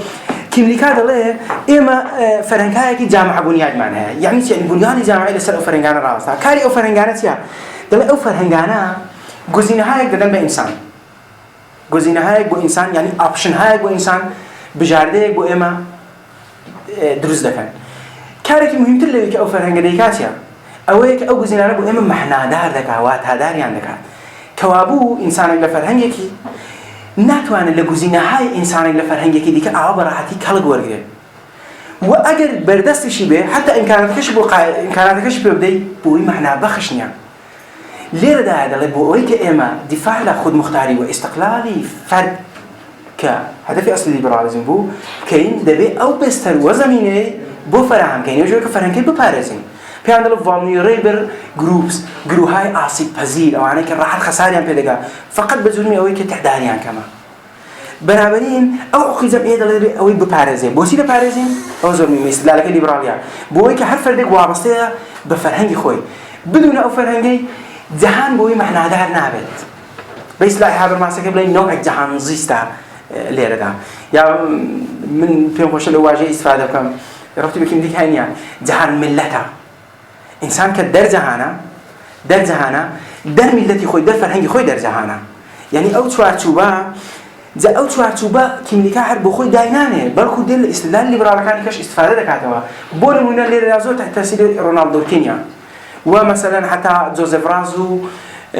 أبيشاي مارغاريت كدوا دان هنا دليستاتونا دوركين مقالة كي هي اللي باز لو لك دولت دبي مداخلة بك لأمري هنري ده بونتيجة دكا دوركين كبخوي در الليبرال بيترفيه بخوي بونتيجة دكا كا بله دولت دتواني سلمان زي كان صرف هنا نازن دتواني كعكدي هبت بزورك دخالتي كمثبتي هبت ليرة ده دوركين دليه أو فرهنكها اجتماعية دوركين لواجي واجداني مشترك استفادة كات ليرة ده همان تأكيديان لسر زمانه دلنا توارتو بزباني يكلم مؤلفة بنيادي أو توارتو أو جامعة أو فرهنكها جامعة بنيادة أو فرهنكي جامعة بنيادية أو بستربو إما فرهم لك دوركين دلت توارتو بزيباي شناختي إما لتوارتو أو واجداني مشتركة ده شكل فقرد توارتو بزيباي شناختي ليرة إما دتواني يقول زي اللي وصل زيباي شناختي لسياسة ده هو أمر زيبالة توارتو بفلسفة سياسية ده توابو آزادي فردي شديداً بسرعة توابو فرهنكها اجتماعية هل ملتك أو سوسايتها الكالتشرية هي كأجا أو عصيب ببينه بل لها مشتك خلي أو فرد عصيب ببينه يكشف بكشف منك إضافة ذكاء أبي أويك حزة نفس إنسان لرداد تخواره كهو شديداً ضرب الاستقلال فردي وإنسان ده أو إنسان بلحاظ الشرافة وكرامته عزة نفسي خوي شديداً تهدش كده ليروا كملكا حتى استفادة لنظرية سياسة الشناسائي تشارلز تايلوري ده كمان لسه بيدارات بوم ليرة توزيع دموا كم تشارلز تايلور كتابه كده فارسيش باركا مقالة كي دوانك زوري لسه زور پر نفوذ بو تنفر هنجراي سياسة الشناسائي الشناسائي ليرة منظور من بيرن برسمية الشناختن أو درسترا يا بفرميناسين بكرده recognition تايلور دله كتمام لدي جامعة جلاكي ودفاع لكات ولكن اللي كان رب الله سكاي راسته اللي بقلده تايلور دله ده إما حقوق أقلية كان برسمية ناسين أجل إما برسمية ناسين دوتاري نوع انحراف دبين لتحريف وانا لبلو تصورك أقلية بخوي لخويها وتصورك أكثرية الأقلية ودلته أواني لحالة خوي وابهنا صدقة خوي واتعريدك دوتاري حجاج دك دوتاري انحراف دك وأو إنسان شديدا عصيب فزيد دبت مخصوصا عزتي نفسي دشكه إرادة دشكه بويته لا إنساني أقلية أو تكشكاوية دبيني مربوط الزامة مثلا بجامعة ما بجامعة إنيا اشتي أمريكي جهان شمولة تايلور بو أو استدلالي كل هجلي استفادة كمان جماعة جلها كان رشيك هجليان هيا لا أصلي تزي خدايان وبندگان استفادة كان اما دزانين كهجل بيوا ك رابطه ديالكتيكي بيني اگه هي اصلا الارتباط ديالكتيكي ده الشكل ده بين خدا بين باقي اربعه بندا بين اربعه بندا اگه اربعه نبي بنديك اگه بنديك نبي اربعه كشنيا اما هويتي اما وقتك الشكل ده جريد فوق العاده او ارتباطي اما لقد ديغري مفيده كبزاين ديغري شلون تاول اما ده كان يعني يك المؤلفه بنيادي شكل قولي هويت او كديغران شلون تاول اما ده كان بس هويت اساسا لتقابل وارتباط خود ديغري ده شكل ده جريد ليه ده تايلور ده واقعا نعادلانه اگر اما بمعنى برسميتنا ناسين مثلا اقليه كان بوجودك بوخوان عنده بوني ويك بوخوان عنده انه ولينن ده ما خليك نعادلانه لغليان ده زولينوا كل كان لو استفاده كبنا بين ده عزتي نفس انساني حظويتي إنسانك حظوي أقليتك فرنجية أو بيدلا حظويتي فرنجي واجهك خوي حظويتي فرنجي ليه ده عصيب دبينه حتى مثلا أو ليبرال كان مثلا مارغاليتو راس لمقالي حقيقة عين سنة كذا إشارة به حق الجروفية ده كان أوانيش ليبرال كم نقول أوانيش الاستفادة كاتوا أوانيش دلنا عضوية فرهنجي فوق العادة حياتية أو خذ إصلاح إخوانا عمرك فوق العادة حياتية بوفرد أو إلزاما بتقابل لقى فردي قرار ناقده بس من ذكاء بخوي هم زمان بتنينيا روتك إيش دقوا بالشكل جبته ولي أودي فورمول بندي تأوري زي ذكاء لو سوار سويدا بس إما قلت ما فرنكاي جامع بنياد معناها إسا آزادي بيرشيش شارك مثلا فكر آزادي لدي كم ذكاء أويك إما جزينة وبجاردة معناها لبيني أوانا دادز لا انتخاب دين كم ذكاء ليلوا جوابي يك الانتقاد هاي أصلي جماعة جراكان ده جماعة جراكان دلن توف إما فرد إنساني فقط تفسيري جزينة كان ذكر دل كم ذكر دلنا إما انتخاب فرد إنساني انتخابش ذكر بيني أو جزينة ده وتجديد النظر ذكر دل أو بو معناه إنك هم جزينة مثلا إنسان دتواني هالجيرة أو من نارن كمثلا هالإنسان دتواني هالجزينة هالجيرة أقول بابا خدي فعل أخذ جبنا لكن دل إنسان لحقلاني بوني أو جزينش برسيادك على خوي عقلاني كمان أو جزينة هالجيرة بس أو معناه إنك مثلا تحدي مثلا أو بيواب إنسان لساختاري فرنجي عبر حديدة تدري هربوي شو دفاع ذكر بيواني عبر حديدة تدري أصلاً كم نقال له ده مستصاري أخي ده نمونه مو بينه كعقليتك من اللي حزم بولا أكثريتك بيواني كمثلا أو شعور ده ولي بيواك بس صورتك عقلاني فكر لجزينة كان ذكرتها ولو بيني ده لما إحنا دار بون وعقلاني بوني أو جزيناني سؤال ذكر متأثر لتي لا فرهنگی خوی لا فرهنگی جامعه بنیاد سوسیتال کالچر پس ده بسیله بکنیم بی پارزیم بودتون با انسان لبین نتی آزادی فردی که لبین نتی استقلال فردی و عزتی نفسی لبین نتی اگر واقعی خو اهداف لیبرال کن که اول بدوای و بن بخوی آسیب لبینه يك المسائل البنيادية يك المحور هاي بنيادي ليبرال كان أصلي بيترفي دولتها دولة بيترفع اللبواري فرهنجيها حتى لك دين اللبواري اقتصادي شو دولة بيترفع سنباوري مو داخلني كباسمان كدوا خب تغييرات كتير إذا دل القرن بيزا أو تسيرات كلا عزيز اقتصاد دارو دلا وبله بنياد هاي فرعام كين كبتمان رالز دل دبي وبنياد أنا فرعام رالز مفهومي كي بني خير هاي أولية هي دل دبي أو إنسان بالآخر أو وأنا كأولياني بفرعام كين والبرصاصي وان أو إنسان دل مثلا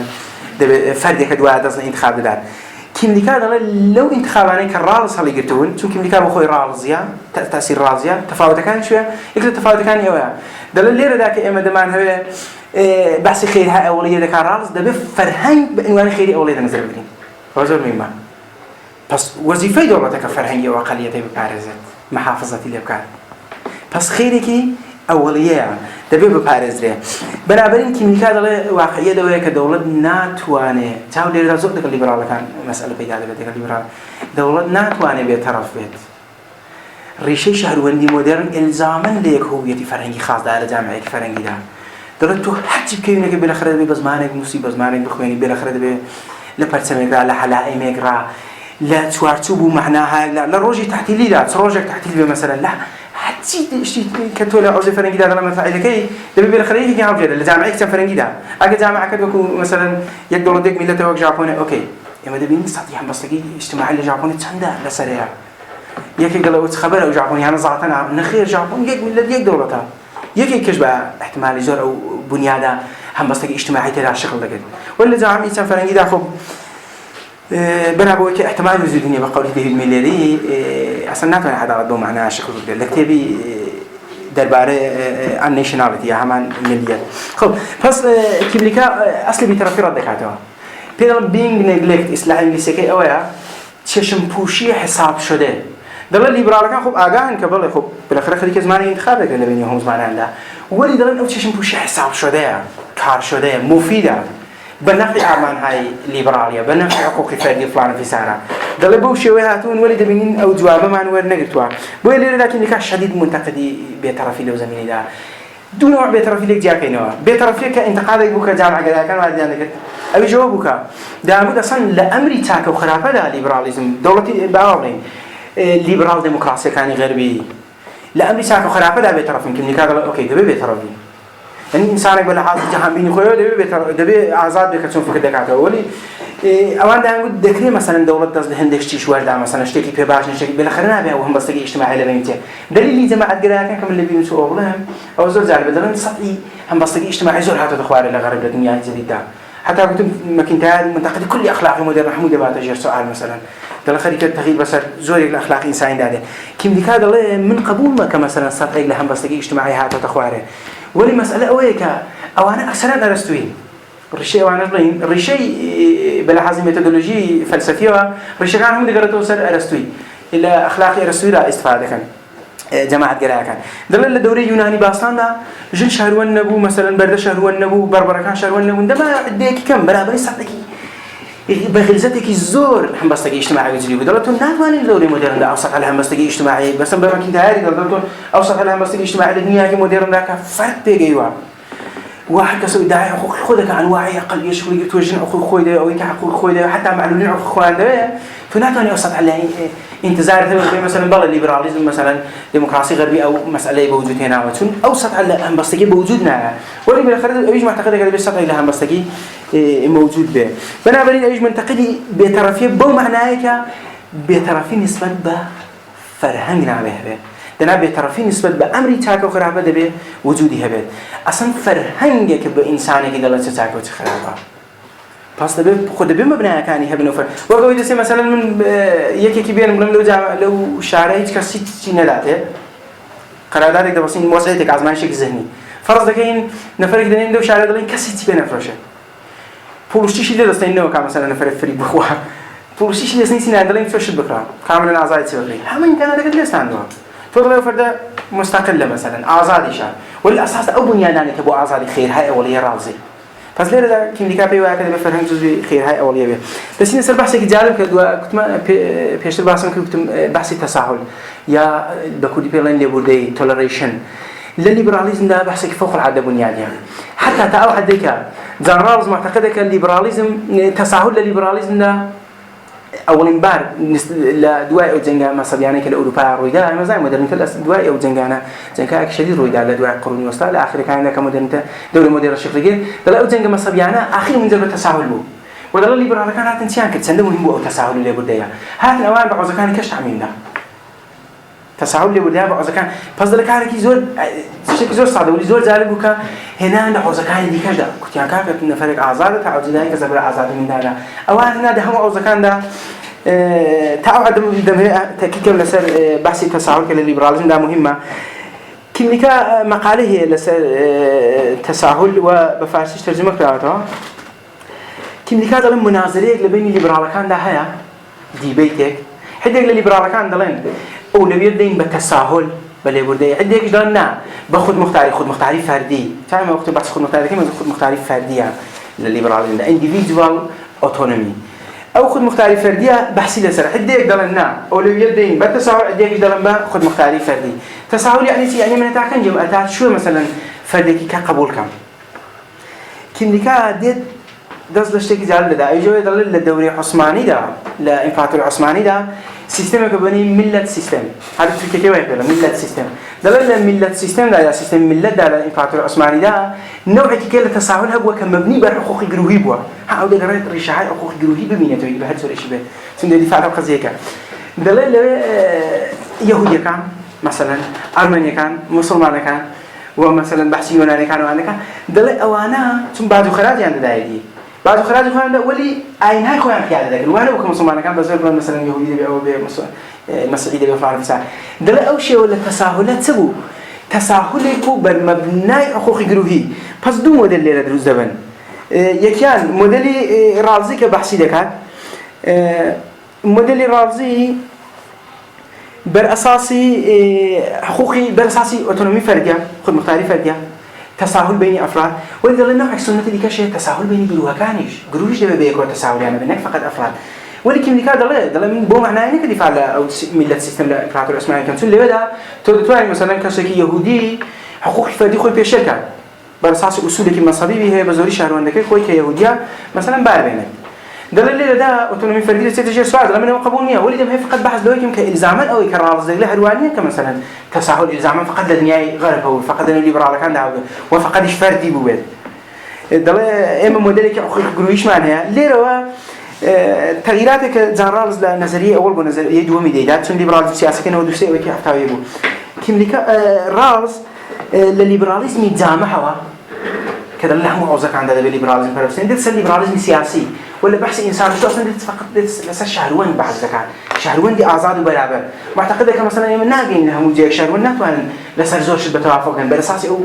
هم انتقادانك في وارد بود فقط العوزة السياسي ده محدود بكينه شهروان دي بعوزة السياسي ده بتوافقين كم اللي قال لك كارك باشين يقدوا ده بنظري من رجاي تساهل أولنيا ده بقول كتحادل بين التساهل وخد مختلف فردي إيجاد به أويك قبول كين تاخذ مختاري فردي هل أو حالة جامعي أولي هبت بلام لشيوي برخوردي أكثريتك الليبرال قال أقليتك أقل ليبرال قال غير ليبرال ده لشيوي خو معنا بعض نقديم كينوا ده بهيج شيوي أكثريتك حتى دولتك الليبرال حقيقي ببهانه هو كمثلا بلا هو حقوقي فلان رعاية كبيه مداخلة كبزور متوصل به أصول الليبرالي خوي بيادة بكات لبي ما كم نكات عن شمول باوري شبه أصولي ليبراليزم صح ليرة ده خريطة تأكيد دكات لسر خد مختاري فردي بشي وجامعة كي حتى للرازي صغير يستدر العازية وولي دله دبيت دامني تساهل يخو منظور برينا سره بهيج شوي أكثريتك ناتواني أقليتك بو معناه كبرت حقوق فردك الرعاية نكدو مثلا بحقوق جميع كشي بيشيل كان ليه كاتبها هنا مثلا يا دولتك الليبرال دله ليرة ده البته بخوشي دوساري مشكله بكم ديك براسي ومساله حل كنا كي بيعد سخت ابو خدي خوشي هاك شي خلوا لا بويتي بجنابي اخر الى اصلاح الاستفاده كانت كبير مصالحين مؤقت امي شكان يك لو قومان امي شكان لامريكا زالوا يتاشا صالنا من كان زي ما دسي دل انه علم الشيطان في كانوا قالوا فعندي امريكاني مثلا خراب وفاسد ومن ذلك عمل في سنه فريق خما خارج منه امريكاش توافق كده والله فرموني واش تاشا صالح ما عندنا ولا شا صالح كده توافقنا كده قرارات يوم بس زيك انت قاعد ديك الراز تاع بما كيميكال راز زي دغري ده الراز لاصول عدالته كده بعض لا راز عدالتي بين الناس هي عدالتي هل تعتبر عدالتي خويا عدالتي بين دولتك عن شيء دولة وقت قراردادك دبستن اگه پایبندی به قراردادك کارك حاضرانه كيميكال ايبو نال بحث او قراردادانه بكات راز كبين اكثريتك لقى اقليتك بس راز دائما الامريكا الشمالي لكندا امريكا وانا وقراردادنا زور مثلا قال صور بستكان قرارداد بس كبومي بون يعمل يعني لنا وهم يعني لبين بدون پایبند بقرارداد دليل ده اي اصول عدالتي لده بس تاوتون جامعيه دست فرض كل دو ساري واشكالات ده بالنظريه رازي كيميكال ده يكلا أصول حدارة دويك قراردادي بين أقلية وأكثرية ببارزة أي بتي ببارزين هنا بارزة لبروك شيء ببارزة كم كم أعتقد هذا بإما الكتابة كي 2007 بحثي ترويجي سفرنجراي لسات جهان ذاك ومثلا تكراوا الهند والصين وآسيا الشرقية وغيرها تعاو كشفتانه كهوا وما كان ضل نهاية دائما دبي الرخراوا هاي كنيون تويدي كوالتزمين هاي إسرائيلي كورني دنا لحمل ده براسي أو قضية ساختة مثلا شقر على بعض بيت أو قبلين هن قدرة تعيين لك أقوله بفلسفة سياسية فلسفة سياسية أول بتما كاري وتاعك خرابة تشخيص ولا تبع شو خرابة بخسكين شقر على قصة معك عقل حالتك دار عاد نكرا بويا بيش لنهاية ده متوسط بمباحث كده للروابط بين مللا خب من هذا كم راتك يا نهاتو خب دقيقة موصل بحثي حدارتي رابطي حدارت مع حقوق أقليتها حقوق أقلية وعدالة ارتباطي تيلا فلسفة سياسية كذا كم كان معتقد كحقوق البشر كفاية ناكت هل وكو بحثي هو ما كده لا حقوق الشهرونديش كفاية ناكت شو شهروندي مدرن لذاتي فويدا إشكالي هو فرنجي أقلية كان زبالة لا دلاء حقوقي أقليتي فقط أتوقع يكون وامسونها وقراراتها كيني ونتويه وأنا كبستاء وهيدز من إسرائيل شان نبوه شهايك شكلي قلتوه أكثرا بالأساسي أوان كالتيام زويانا يعني مثلا دلداري عندنا أو بزوري مثلا دي أو ظلم اللي كأخذ مثلا زمانك كي فلان وفي سار وبشوي ناين وق مسألة كبنيادي وحقوقي كبنيادي لحقوق بشر بوي معتقد ده حقوقي أقليات بحقوق بشر إضافة حقوق بشري فعلي بإضافة حقوق أقليات وكلن في واقع بشر أساسا مسألة هي مثلا بحث مسألة جاب جايدة لكان ده مرسول كوسش كان ده خد الأمريكا كان راسي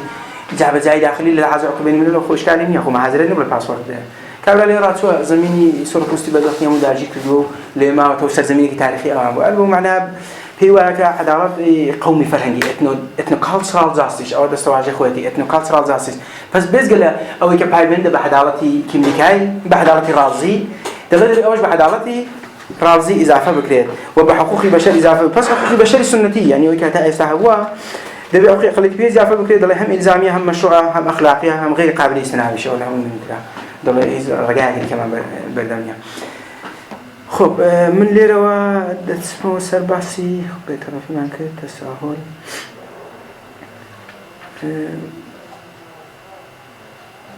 خب دوای وکی می‌کنه خب دید مسائلی حقوق سیاسی کاری متعلق به مکانیزم سیاسی پیشنهاد داد مکانیزم سیاسی که می‌کنه به فدرالیسم ملیتی داد که نزدیک له مدل سوئیس و کانادا تکمیلی ولی نزدیک که می‌کنه کار داد اساساً لویل قلنا های دولتی نظریه کانی هر وقتون بشه گذاری عملی کردن کاری لسکتا سنو حقوق اللي حقوق كمان هي جروهيا سبيشال جروب representation right أخوي إنما عندي يجي أخو سن قانون حقوقي خد حاكميتها self government rights أو بحقوقي أو بمليتك يعني بأقليتها مليا self government كمان ده في تعرض يسمى التي ده مثلا كبير كان أوان هي تعدي إلى سكوتلندا كان تعدي خد كل شيء نزيك ده فنلندا كان بلجيكا سوئيس موديلك أو جوريا أخو كان قومي بوما هذا كان أخو إنما عندي بوهدو كان أنا أخو إنما عندي كذا كان ما عندي كتير إنها هاي مركزية لدولة فدرالة كمثلا أقل الجزائر اشتري بواقع زور مربوط بتوعية تعقيبته تبي مثلا تعقيبته درو عقي نزدان لمسائل مربوطة دبل بعض الزوج كمسائل مربوطة نبيون ما عند بتطبيق قوانين لوانك وش ما نهي لك هذا حقيقة خالد الدنيا العوزة كمثلا مربوط من الذي كذا بمسألة ولي لجيك مربوطة دبل حتى أقرأ يواني زوج بتوع ثاني بتوع سني تويخو طلع ارتباط المستقيمين بأوان ونيا كم نقال سر أو قضية جد شهرواني تم فرنجي بعض ذكر شهرواني تم فرنجي ومنزل بشهرواني تم ملياتي دبل لا مقالة جديدة ده تحت عنواني هذا شهرواني تم فرنجي دولة تم ملياتي بالله كندا والسويس وشدة كان مطالبك زور زار دينه ترى شو سنتك تحليلية بقى أنا عاجبك كل العادة فلسفية فلسفة روشة فلسفة تحليلية كاري كدوا مثلا وانا كان زور لقارين زيد مباشر كان جماعة قراءة كان تيلور تركيبه لفلسفة تحليلية وفلسفة قارية إلى عددات تسالس تيلور واللي كيمنيكا أساساً فلسفة تحليلية زالي رداتهم فلسفة تحليلية زور وابسطة بالسنة منزول بالسنة تجربية يعني مثلا تجربة لينتهم مثال لينتهم مثلا أوابو نمونا رويدا متعلقات أواني شان دافلان تاريخا إشارة بتحقيقاتك زور دكاك لو انتخابات أنا داكاون وبعض لو دكاك مثلا نوع موديلك شهروندي بيت كهم زمان كحقوقي ملة أكثرية كذا بارزة مثلا كندا كسرك فرنسا هذا كسرك ألمانيا هذا سيد كندا كسرك إفريقيا هذا سيد كندا ده كندا خو بالآخر أودي بكنا إنجليزي زمان يعني كان فرنسا زمان له وقت نشتزي كندا يا بدل سياسة مع هزرتي بنا برين دي سنة أخذ بشر بحثي واش نكرر أخذ بشر نعرف إذا نفرق وادي وصل زميني بدي ولا أقليتك هم قرابية ولا أولى هم قرابية جالسون جالهم كبشر لو أنا مثلا لإنجليزي باكستان وش كان لان مثلا وانا كان مثلا سكوتلندا كان حزبي SNP لاني تدعي كلو وش كان بدل لي وكم مسألة عندك الآن وليد بين اللي كان لاني مركز كان قلت لاني إنجليزي ما كان يعني قلت ده لا هي نتوبة قضية اشتكى زالبا لسنتي سويسيدا لولاتي سويسي نوعك حمزتك زول زالبا هيك موديلك مثلا زول نيويدين كونفدراسيونيا لو ما هذا مشكلة زولتها وقبل كندا دليل لك شركة وك سويسة كأوانا بالسنة ثانية أنا بحدد لك تساهل جل كبيك وأخوخي قاعد كان دليل ما هذا كان مشكلة زوجتها مشكلة ولا كندا كاتفاق يستابوا حد لك تساهل السويسة نجيشتون دليل ما هذا كانت المشكلة أنا وبيواري شكل وداك برنامج هاي آموزشي شهروندي غلط بونه وكذا استعيز راحتك بشكل زور يعني حموي مبنى بالأويد أنا كتبت بحتما إنتجريشن تهبط يعني إدغام بلا أكثرية بو معناها حقوق البلد فيش تيجي من العوزة اختصاصية مثلا أو مسألة هو بريزان سوات ميلي مثلا ترى ده بقى حقوقيتها لغرب الديمقراطية غربية ده ديمقراطية ناقص بنتك نون ده بقى مثلا وقت كسر شهر وند حد لا درامات الشروطي هي بزاوج عقريه هو لكن يا زدي جوالها مثلا كسر دبن بشنتي إدغام بون تعقريه ترى ما هذا اللي يسوي إنجليزي مسلمانا بيسا اللي فيها لا سيكش تسوق مثلا حقيقي اللي لسنتو يعني بدنا سان اللي بتاسي تزين ده تاسو ده برنامج هاي شهروندي بجزرني اصلا زي كل اسكات وكو استراليا كم نكاد زمان في النبي عمرنا قد بحنا شهرون ورد ناقري ألمان كبما مثلا شباب زور نجادي هي ألمانيا كله سدنيا بعنوان شهروندي خوي حساب ذكر لما مفهوم كيدا بسنتي شهروندي خوي دا ولي مثلا تركيا كتسن صار اللي بعنوان شهروند حسابنا كان سن الرشيك النجادي بتعرف كي إذا هذا بس من اللي قال بيوالي هذا بالبرنامج هاي زي شهروندي حواس بن والنوع مالتي ناشوناليزم يعني تناشوناليزم باور تناشوناليستي يعني تناشوناليزم بيكو هم زمان زندگی دکن بيوالي بيو أنا دقول يدي كنار بين وهم زمان اشتكي تبعيان دبي برنامج شهروندي جوري بيت كأقليتش حقيقة بيت أو ما هذا ربي الأخير بلايوان دابروا يا بلايوان دابروا أجا قرار لا يوان بيت أوان برنامج هاي خاص خوانه أجا قرار بيصير بشيء خاكي أو لا يوا أوان بوخان برنامج هاي خاص دي كان يبوي سياسة مهاجرتي فسياسة مهاجرتي دي سان يكي لو مسألة أنا كالفدراليزم تملتي كملك إذا مهمة سياسة مهاجرتي سان زبانة رسمية سان زبانة رسمية ومنتبقوني مرزكان برصاصي ملة كان برصاصي جغرافيا فرنجي الدستاورتها كي هو مسألة اللي كان ده كملك مقالة زي ده إشارة بوي ده كذا السلطة أمنيتي فردي ديمقراطي آزادي فردي برابري درون جروهي كفوق العدم المهم ده زياد بوا طبعا قلت يندي متخن كأمود الآن كان دفلان انسجام اجتماعي هنا تصل هنا تخواره دلنا خير اتفاقا زياد وبالرصيك ويدري أمود الآن بون نتائج جيشوا بين دون فدراليزم منطقي ملتي تقسيم قائلة تفاوت قائلة كندا بتسميلتي دارنا أمريكا كيف بتسم منطقي دارنا وبيوا كسمود الأمريكا كين حرافة إلى قرن بيزاد رسكلوا أو أستراليا أو ألمانيا أو أمريكا هم يعملوا موديل سقط أمريكا شغل يعملوا وده فير وقت لولا راح كأنه من فدراليزم أمريكا مثلا ده أحسب زورة بو أقليتك كان شو أساسا بو أوي ترعينك هلا الرجل شو بو ترعينك بس فدراليزم الجزائري وعدتي اجتماعي كخب وحسقي فوق العادة بي سي دي وما بعسك زوري لأنه ليبرال ناسيوناليست كان ذلك وتوتوا خب بعدين نسر بحسك دي كان ناسيوناليزم الليبرال الذي دي كملكها خب كملكها ليبرال دفاع له عندك أخوك جروفي وفرنجي فلان في سادك بنابرين بعض لا حقيقة يعني سنبش نبى معنى أخوك كيهوي هو معناه بعضنا كبعض الفراندوم أو ما في بريالان ده برأساس أصولنا كباس ماركت نقول كتناويج دلائل وعقيقي قابلية إسرائيلية دلائل أو ناسيوناليزم مثل خصياتك هي مثلا نحكي دقل ناسيوناليزم مثلا دقل مسابقة قلبي وكم مثلا لا إيرلندا رويدا دقل كاثوليزم مثلا كاثوليك تكلم مثلا وكل دقل لإسرائيل دقل دين يهود تكلم دلائل برابرين تون أعزاد خل مختلف فردي بيشل دكاتوا يكي كدي كي هو يكدل فردك نابي بشكل همجرائيل أو شيء دائما قائل من حقوقي في بدين ويا فلان في سار نابي غرزتي أو ناسيوناليزم تقولك بك حتى سجل سوار سوي دانا وشهرون وحقوقنا شهرون ده في خوش بايبند بهوية ملي خوي حتى يخوي نقل أقلية كجدا أقول شهرون دي أكثرية شبيه أكثرية كش بايبند يدرك حقوق تبعية شهرون ده حقوقنا به منوتي أو باورانا بكرة هذا الديزاين أو مسائل يكون مختلف فردي أعضاء فردي كأو بحثي لذكاء ده أو ناسيوناليزم هالجري أو قضيانا ببيت ويشتكي كمهمة أو لا كملكا لا ناسيوناليزم ليبرالنا معتقدة كده بناسيوناليزم أكثرية ناسيوناليزم أقلية رسمية الناس لكن خوي قبول بتاع بنابرين أجل حق نيشن بيلدينج و يعني نيشن ستيت بيلدينج حق ملة سازي دولة ملة سازي بو أكثريتها سؤالك إيه ويعيبوا بو أقلية نبي فصل بدولة ده إمكانات فرعان كخبر يجوا خوي ملتي خوي تشكيلات أو إمكانات حق خوياتي ده بناسيوناليزم الليبرال أكثريات حتما ويبقى أقلياتيش أو شأن قبول كان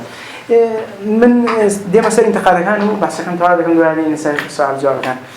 انتقاد هاي كي زورج بسنفرن جراي واردها أصلا عديك زور منتقدين قبل ونسبة جرايك عديد لأن هلو كمان متأثرش لبوست مودرنيزم ولا تسرخش معرفة شناختي كمثلا وهم بحثي حقيقتي حتى عقل بشر بعد جر سؤال وحقيقة نسبة بتولى أو دولة ده خب بينزان النقدي أصلي كبو قضية واردني كان ديديا جهان وتاني فرنج عديك معتقد خو فرنج أمريكي جهان شمولة وأن يبلي مثلا الزمان إيمالي يكتر فيرنا بتولي قال فرنجي كدي كعشنا بيزول مسائل دي كدي فير دبي لوان بنابرين ناتواني نما قتيسي بكينه ولا توارتشو بكي مثلا فرنجي كي خاص ده قالوا بنوعك قوم جرايك وقبيلة جراي ويسلعنا ديك تقولن نيو قبيلة جراي أو شيء ولا شيء كذي ناسنا الجديد طلعوا مسألة إيجاد ذكاء أو الذي جاء جهان وتنيو يعتقد يعني بقضية يعني طلعنا فرنجي أمريكي جهان شمولها يقولك تعريفك جهان شمولي شان لهويته لهوية إنسانها وقت الإنسان مثلا يك هويتي هي وهويتي فرنجي فقط شيء بياني أو قضية أنا هم هي يرزعت وسرشتي هي بس لا أسف بروجي جهاني شو ده أو أنا أو قضية رودة دار أو انتقاد بس فرنجراي كمنتقد كان وارد لكن من استخرج من انتقاد بس فرنجراي بعض ذاك من فرنجراي كم بيكاي وهل يقول أنا بخوده مش وارد دوادي مثلا وأنا كم بيكاش الإدعاء كان وياك دلنا تساهل مستلزم بطرفيس نتوافق دلنا جيم بمعنى مثلا بتساهل جاين دبيب بطرفانات سائل كين نقول يمكن لكاي بحث بتيجي هرقة وما مسار هذا كين يقول أمريكا يقول مش كان بتمنى واحد كروتا شهر صار مثلا حتى السيكا كان في ما عندين مثلا كل هذا خاص للسريدانين حديك مثلا حاضرين مثلا خدمها في مال أمريكا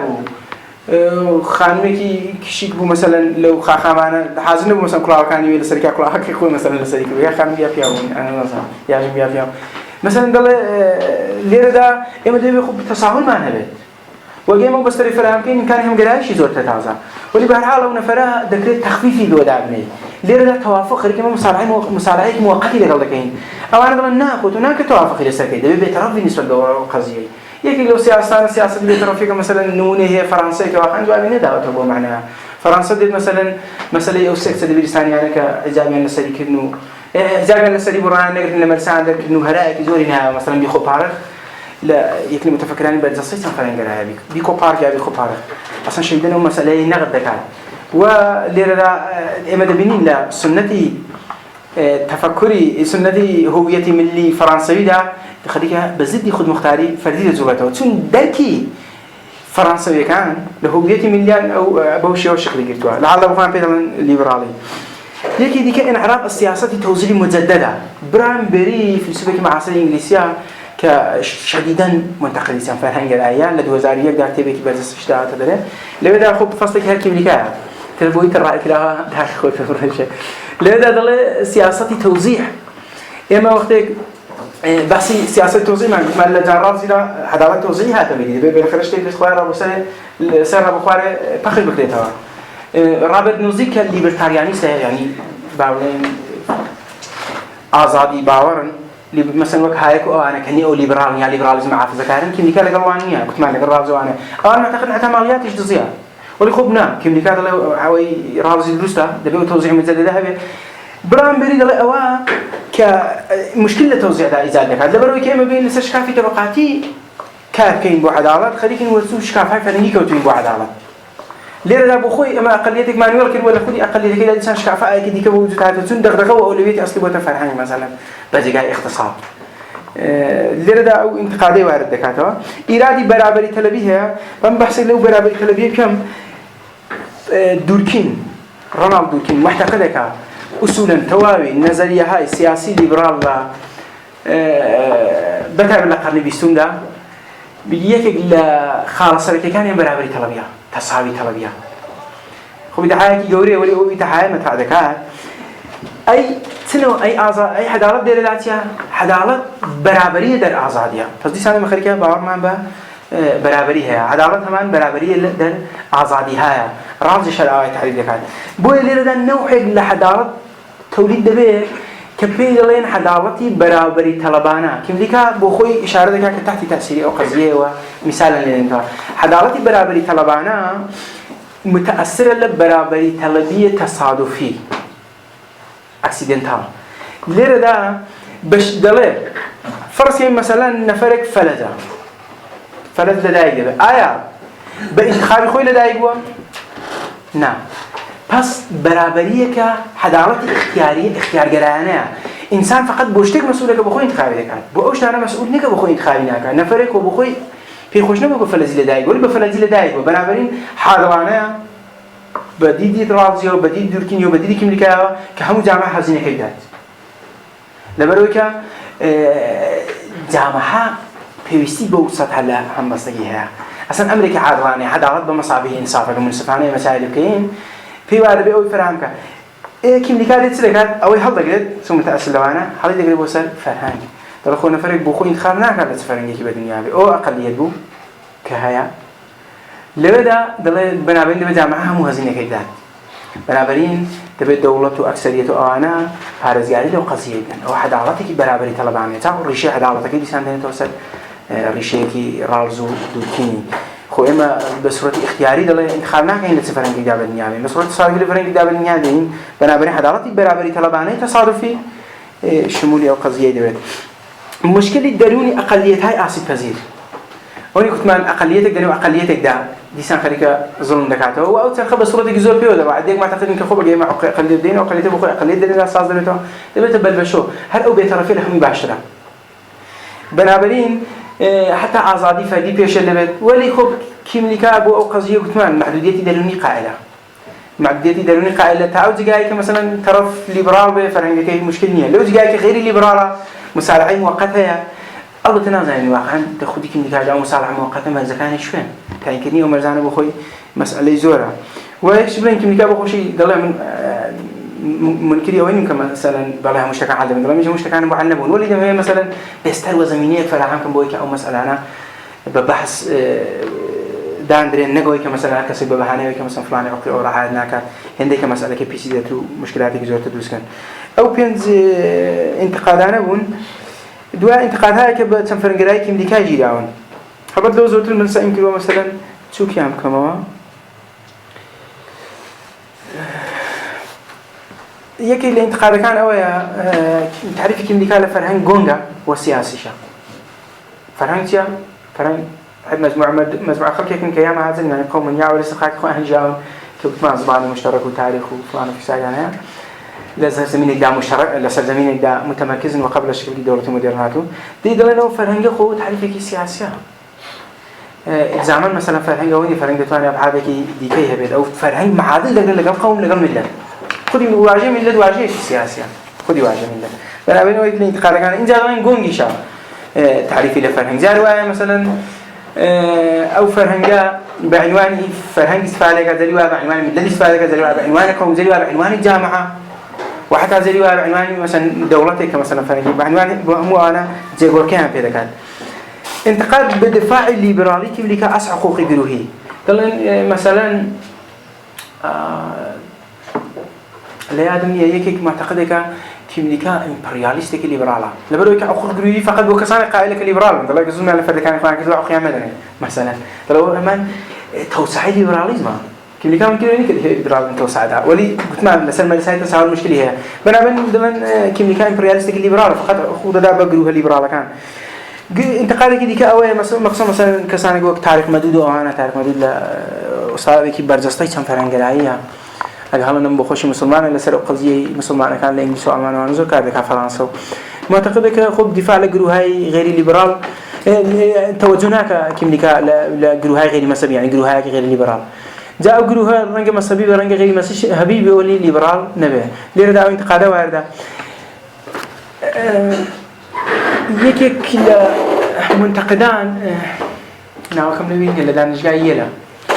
أستاذي فوق العادة برجستها دل تناقضي تدا ميثودولوجي فلسفي كيمليكاي أبيش أويا كيمليكا بهم دل الليبراليزم حتى أو رأوش كالاته بوتي دانه بو دوا دل لحمل دا مثلا اشتهاك وقت نياس بيدا كروا ليبرال كان أو كاران كروا لولا شو دل الليبراليزم أو بوتنسيلي هي كدفاع لحقوق الجمعي بكات لولا شو إنه كروا دلو بخوي هالجري نوعك تناقض الميثودولوجي فلسفي كيدا تودل إلى قرن وزدا هوا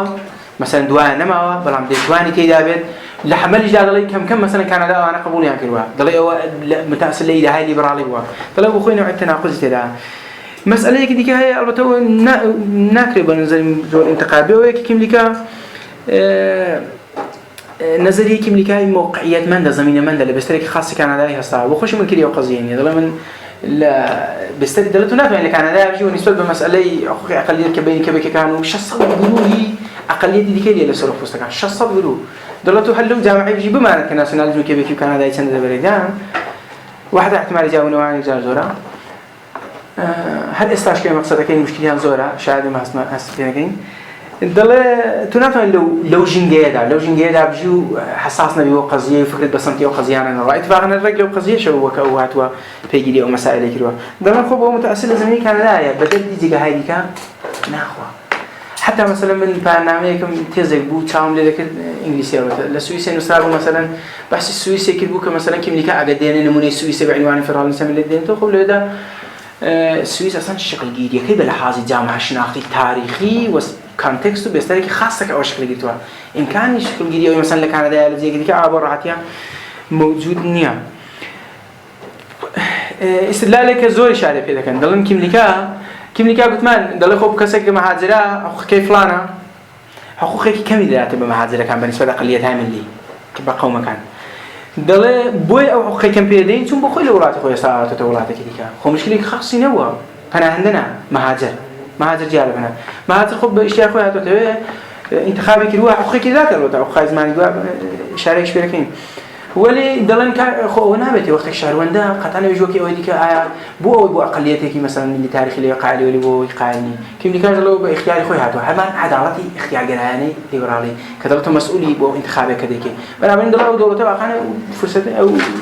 التزاميني هم إمكانات بو يفرهم كبيه مثلا societal culture خوي ببارزيات فرنج جامعة ونيا انتقادك ديكا كذكره اللي حمل دار الانفدراليزمي كم لك بعسير كان العمل ده معديتها كزوري هي خب زور بجيشة ما يفهم ترى كزور لك لو خزيهم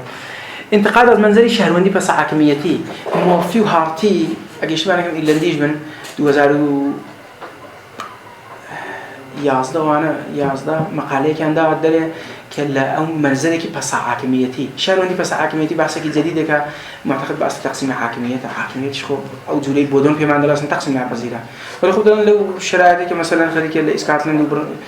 تزانوا من أرو كشورة في تواصل نسمي التي أنا بقول لك مكان دوني ويني يعني بقى خليك حاكمية تقسيم دبل دلنا لو دي ودك أصلا بحثي جودة يشتفران في سنة مثلا بيقولي تواي أو كان بحث شهروني بس حاكميتي علبة في الرالي تملتي وبقيتي استماعية تصعيب كده وأقلتها من اللي رابط زداية تلبي تشوف مكانات خب أو مسألة هي كم اللي كاش ربطت جواب خاص خب وقضية هي خب وابزان أو كم ربنا تعيد وشيش بإشارة في كده وليدا قد ساعد لأنه مدارك أنت توان اللي بدا عندك شد بدوزنا لباري أخو خد حاكميتي كأي أقليتها من اللي أخو خيتشان قومي أخو خينا ما عندك ويجا تاو يكيا مشتركة بو هردو كان يكيشان مخصوص بو مخصوصية كترن المدارك بو شوية إمكاناتك كده بدريت بقى وأنا لا أدام مشخص هو ساعتك الله كم لي كايدر منها بس دين وسر أو نمودارات استخدم تشاغل برساسي أقصاني كم كردم نازم سنة موافقون بيجينم كدجي كم لي كايدر نولي برا على كان على شوي ده شن تاو اشتكي بقى بس هلا كل كان هلا اشتكي سام كشوا كم لي كا الأساس منتقدي ماركسيزم بس بدك بينتقد ماركسيزم ناتان أخوي أقلية كان متعرضة بنا بدي اللي أساسا دغري كيش كافي تبقاتي ولا وين صار يعمل دوا دغري دروجي ولا بقى قضية أنا وكبد وهم زمانش انتقادك أودي كسياسة كمال جلانش خير كبير بيدك عادي خليك أمر خيره بحسي راح يبخشي لك عاد مثلا إنسان هيك عصبي هي ونازل فلان في ساره نك أصل رزعات الليبراليزم ده زور أساسا وقت شارون ديك رازية خب رازية هرشي بتقولي هرشي نجي موجود ولي أو أنا لنا عجاي كعصبي هي بقولي كلام الشيء بنابني ما دبي تحيل تلاقي جاكين قال بس أنا من زمان بشتهاي كده بكون مخالفتي و دفاع الليبراليزم ده كان الليبراليزم ده من برأس أو دستبندي برأساسي دستبندي على الرأي ده أنا الليبراليزم مودرن وكلاسيك لكلاسيك كده الليبرتاريانيزم معناها كريشكاني دقلته سر مثلا اسميته أوانا كوكمان لسفر ليجر بقى آزاد به عندما معتقد بيش مداخلة دولتني الليبرال ناسيوناليزم قرني نوزده هو مش كم اللي كادله للليبراليزم كلاسيك ده أو كإشارة من فكرة حقوقي جمعي لبدا ريشيها واللي هم زمان للليبراليزم المودرن ده ريشيها ريش كان اللي شو يقولون لو تجاي كمثلا رالز ودوركينو استواركين أو زورت على التأثير وانا لوان إذا هاي حضارته برابريو وأعظم فردي جوا دقيق لو سيانا وإذا أنا ودقيق تكل بسيطة كان تكل بحقوق جمعي لك حقوق جمعي كل شو دقيق تقول الليبرال ناسيوناليزم قرني نوزده لك صانع وكم مثلا باركر مازيني أكتون زيميرن حتى هم بول للليبرال ناسيونال جديد دعواني كتأثير جزار بون كم لك بخوي دل مثلا أثر كان تأثير جزار من ديد مليار كتاب يزال نصدنا دبنجي عن ناشوناليتي يا التعميرة للليبرال ناسيوناليزم هزار نصدنا ودوسه مارغاليتو راس حد هينود اللي قبل زيف سبينر طلع أنا أثراتي باشا دار دل هموش عن أنش من داني الليبرال لێرەوە کیملیکا هاتۆ چی کردووە لیبرالیزمی باسازی شەدا ئەحیا شەدا خەریکە پێدا دێتەوە پس نوعێک لە تەکەسوری فەرهەنگی خەریکە لە لیبرالیزم تەکەسوری فەرهەنگ لە چه معنایەک لە معنای کیملیکایدا چۆن هەمانە مثلا جانگەری معتەقەدێک ئەسڵەن لیبرالیزم دەبێت پۆست بۆ مرحلەی پۆست لیبرالیزم بڕوا مثلا هەمانە لیبرالە مثلا ئایزیا بەرلین شديدا مثلا لسه تكسرگرایی حساسیت نشانه ولی تكسرگرایی کیملیکایی یا فەرهەنگگرایی کیملیکایی فەرهەنگ بۆ معنایەکە ئەو بەحسی لێ دەکات. خب دیسان پێویستە سپاس ئەنجومەنی ڤەژینکەم ئەو ئیفتخاری بە ئێمەدا دەگای شانازی لە خزمەتاندا بووم هەر پرسیارێک شتێکە بوو ئێمە من لە خزمەتاندا ئەوەندەی کار دەبێت بەخشن زۆر قسەکردان بهرمان دکتور بسیار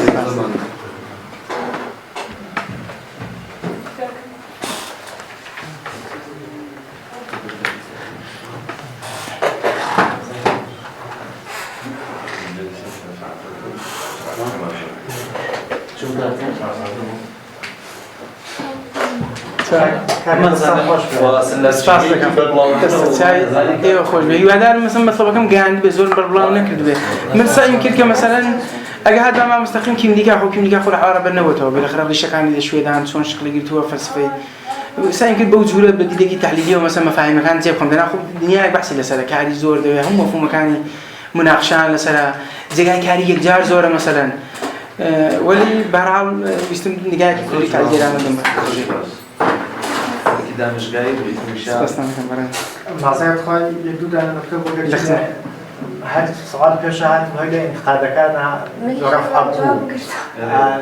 منتهى كان يعني بحث جد لازم شاهد متعصب عن سام مشتكي كده لا يبدو نكتبه يا شاهد من خمنا بجد أنا مش خم أبوه لجيك أول واقع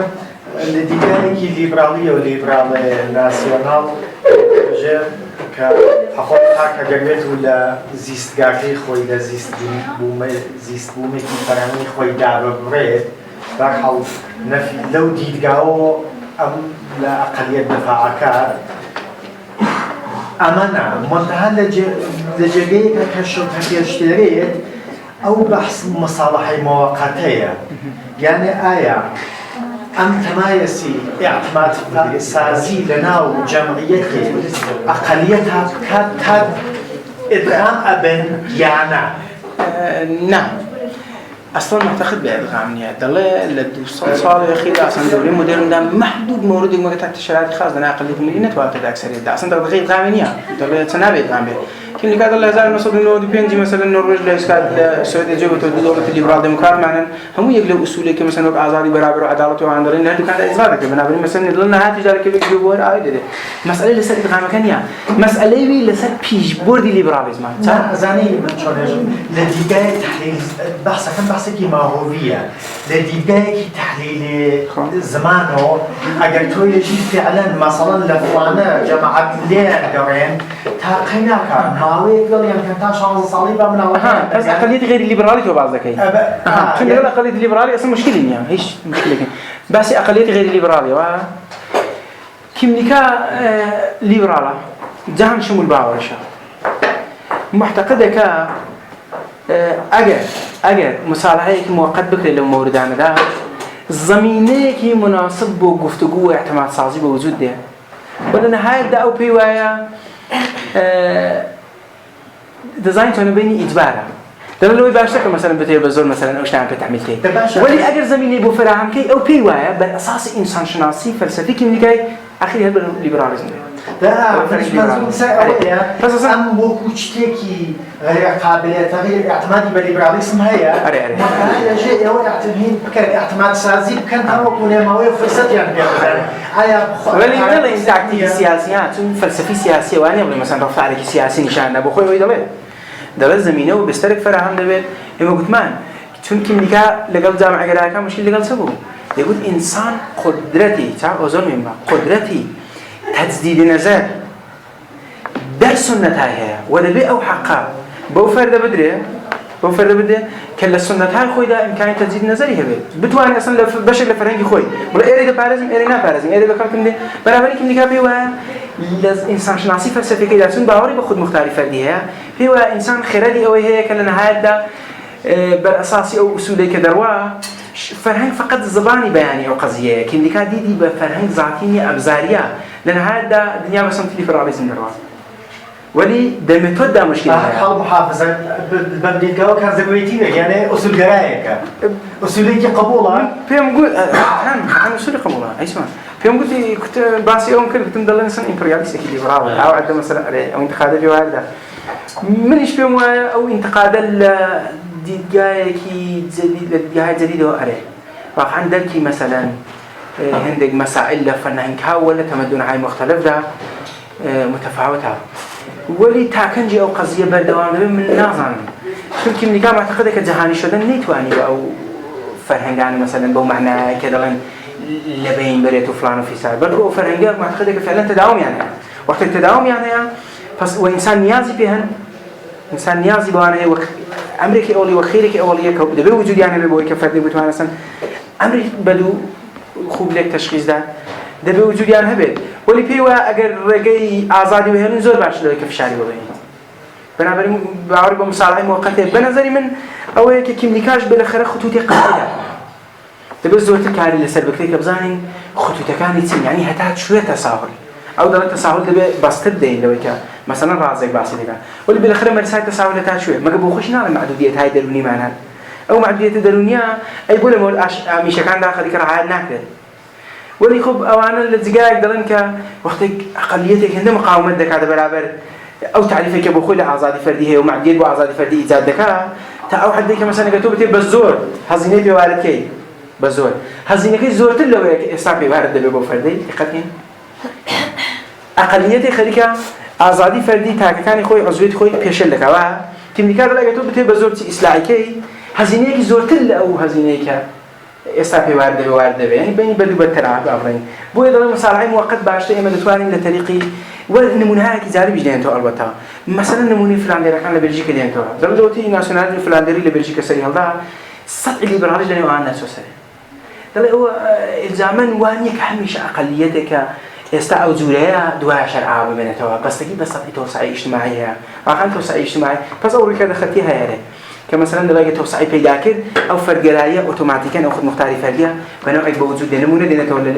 كيف كان كندا فنلندا كان بلجيكا كليبراليزم ناسيوناليزم بيخورش كان كده بنابراين هميشه وانيك أو صعب المنتو في واحد لا عندنا قابل حل بورو يشيل بعشر قابل حل في واحد المرساية تساهل باستر حتى بو حقوقي بيننا البراد بينش أو تزويج ده ها أوش مع اللي بيك خدي أو كارك أو ديكا أجتسي بالعازي ما هو فلسفي خليك ليبراليزم توسع هذا ده ولي واحد بالعاز سياسي وكارينا كان يعني مثلا معديتك ديمقراطيك وأخلاقي وفيدان وبنا زي من أرزشمند سون ليبرال كان عندي كذا ناخير مداخلة بشر دوستانا مكتبي إنجليزي لراوت بيننا مداخلة بشر دوستانا أري إذا هاي صوت متأصل إذا هاي صوت كانتي مثلا مداخلة بشر دوستانا ده زين تفاعل هاي كده خارج يعني متفيدنا أو لقراو ديانا أو إيش خرجنا ولي بهالحال بالحاز فلسفي هرون نتيجة زينها بالدولة أري أويج لبيتو سعيد ليبراليزم ده فرنگی لیبرال سوال. هذا زود مع لیبرال بسیاران زوره. هیچ اشکالی نیست چون بسیاری مشکل جواب داره. دیوجانی کسان اولی که برای کمیلیکا تاچه حتی به سنت لیبرالیسم وفادار بود. لما كأوش دوري كباستان كزور وفادان شو مواد أثر سنة الليبراليزم بعد أعماله محلولها تروني ومحافظتها بيروني تانكرين وبحث جهان شمولي تفكري كليبراليزم هيتي أما أنت مثلا محلولها تروني من أقليتكم هي باشا أقليتك كهولم دا ولا بري هنا مخاطبي خلق خارج لمنا أكثريتها سريع حق حقوقهم قائل من كوهم يتم رابقنا ولاني هم أقليتي جبازم أقليتي الفيداء أبد واللي ده يعني مسألة فردية كبيرة دوباره دتو يعني أو فاصلة بين حقوق الفردي وحقوق الجمعي وويك كميليكا بتوجه توضيحاتي كجناب هذا براسي هم بوشانية كان حقوق الفردي وحقوق الجمعي أنا قابل الجمع وتعرفي كجناب كان قابل الجمع والله أنا قرأت لك بارادوكسي كمان أي بينين آخر أونيم معدودية دروني قائلة نزلي تقول يعني هو فيمينيزم باش أنا رجع عمك بوهي نجنا من لە کۆمەڵگایەکی خاوەرمیانە سنەتی باشە لەگەڵ چەمکێک و بەرحاڵ تئۆریک و تەفەکوورێکی فێمینیزمی جانشمولی بەرەوڕۆم باشە من تاچە حەزێکە لەم کۆمەڵگا و لەم سنەتە بارهاتۆم چەنە بە من ئیجازەدا ئەو فێمینیزمە من وەربگرم بەرحاڵ بەخاتر فەرهەنگی بوومی خۆمە تەفەکووری بوومی خۆم ئەمانە لێرە چالش ئیجادەکە هەمیشە مەساڵێکی جۆم بە هەر حقوقی ئەقەلیەتەکانیش لەناو حقوقی ئەقەلیەتەکانیشە بازم ئەقەلیەت هەیە ترهەن بازم لەوێ لیبرالیزم مانای خۆی پەیدا کاڵێت فەردیەت ئیتر لێرە حقوقە جەمعیەکە پاشەکشاکە بەڵام کیمیلیکان تێت بە قۆڵی خۆتان تەلاش ئەکا بڵێ کە نا حقوقی جەمعیش تۆ ئیبینیت و بەخاترچی تەساهولی کە نیشانی داوا کیمیلیکە ئەڵێ هەر فەردی وابەستە بە فەرهەنگی خۆیەتی ئەو تەساهولی دەقیقا بەژن پیاوە بەژن پیاوە ئەمانە بۆ پارادۆکسێکە ناوە من بەحسە فێمینیستی وەکو میساڵ هێناوە دەمەوێت ئێستا باس لە شتێکی جالب بکەم بەو دیدە کیمیلیکایەوە فەرهەنگ خەریکە ئەو بەستەر و ئەو فەحمە دەدا بە ئێمە ئەو معنایە لە جەهان دەدا بە ئێمە ئینسانێکە بۆ خۆی ئەو فەرهەنگی لێدەستێنرێ زڵمێکی زۆر زۆرتر لە ژن دەکات پیاوێکە ئەو فەرهەنگی سۆسیێتەر کاڵچەرەی دووساری فەرسایش بە لێدەستێنرێ ئیمکانی تەوسعی نییە کیمیلیکا لە 1970 لە کتێبی ئەوڵەکەی لیبرالیزم ئیجتیماع و فەرهەنگە لەوێدا باز لەوەی دەکات کە کەسێکە فەرهەنگی دووساری فەرسایش دەبێت لە تەوسعی شخصیەتی خۆی لە تەکامل ڕادەوەسێت ناتوانێت شخصیەتەکەی تەکامل پەیدا بکات پس کیمیلیکا دەڵێ ئەو فەردێکی لە حقوقی فەرهەنگی خۆی لێ زایە کراوە ئەسڵ تەوسعە پەیدا ناکات ئەو فەردە زۆر زۆرتر زوڵم دەکات لەوەی کە مەسەلەن تۆ بێی حقوقێکی جەمعی بدەیت ئەوە یەک دوو یعنی تەوسعەی جامعە بەژن و بە پیاوە لە حاڵەتی کولیدا پێویستی بۆ فەرهەنگی هەیە باشە بقولي تشارلز تايلوري بعد إلى قريزي لدم بعد تيلورز بعد لاستماع زباينك هم ما در استماع زباين هم بزمان قصدك يعني تيجي بين تبيعوين باشا بس ليه ده بجنوب ياو توسعي اجتماعي لدي كيميكاش ولا دي تايلوري شو بيسي بو فرنجة هيا مسألة كده ده أويا كآية توسعي أو فرنجية تمام توسعي أو فرنجية كمنجربة باس توليدي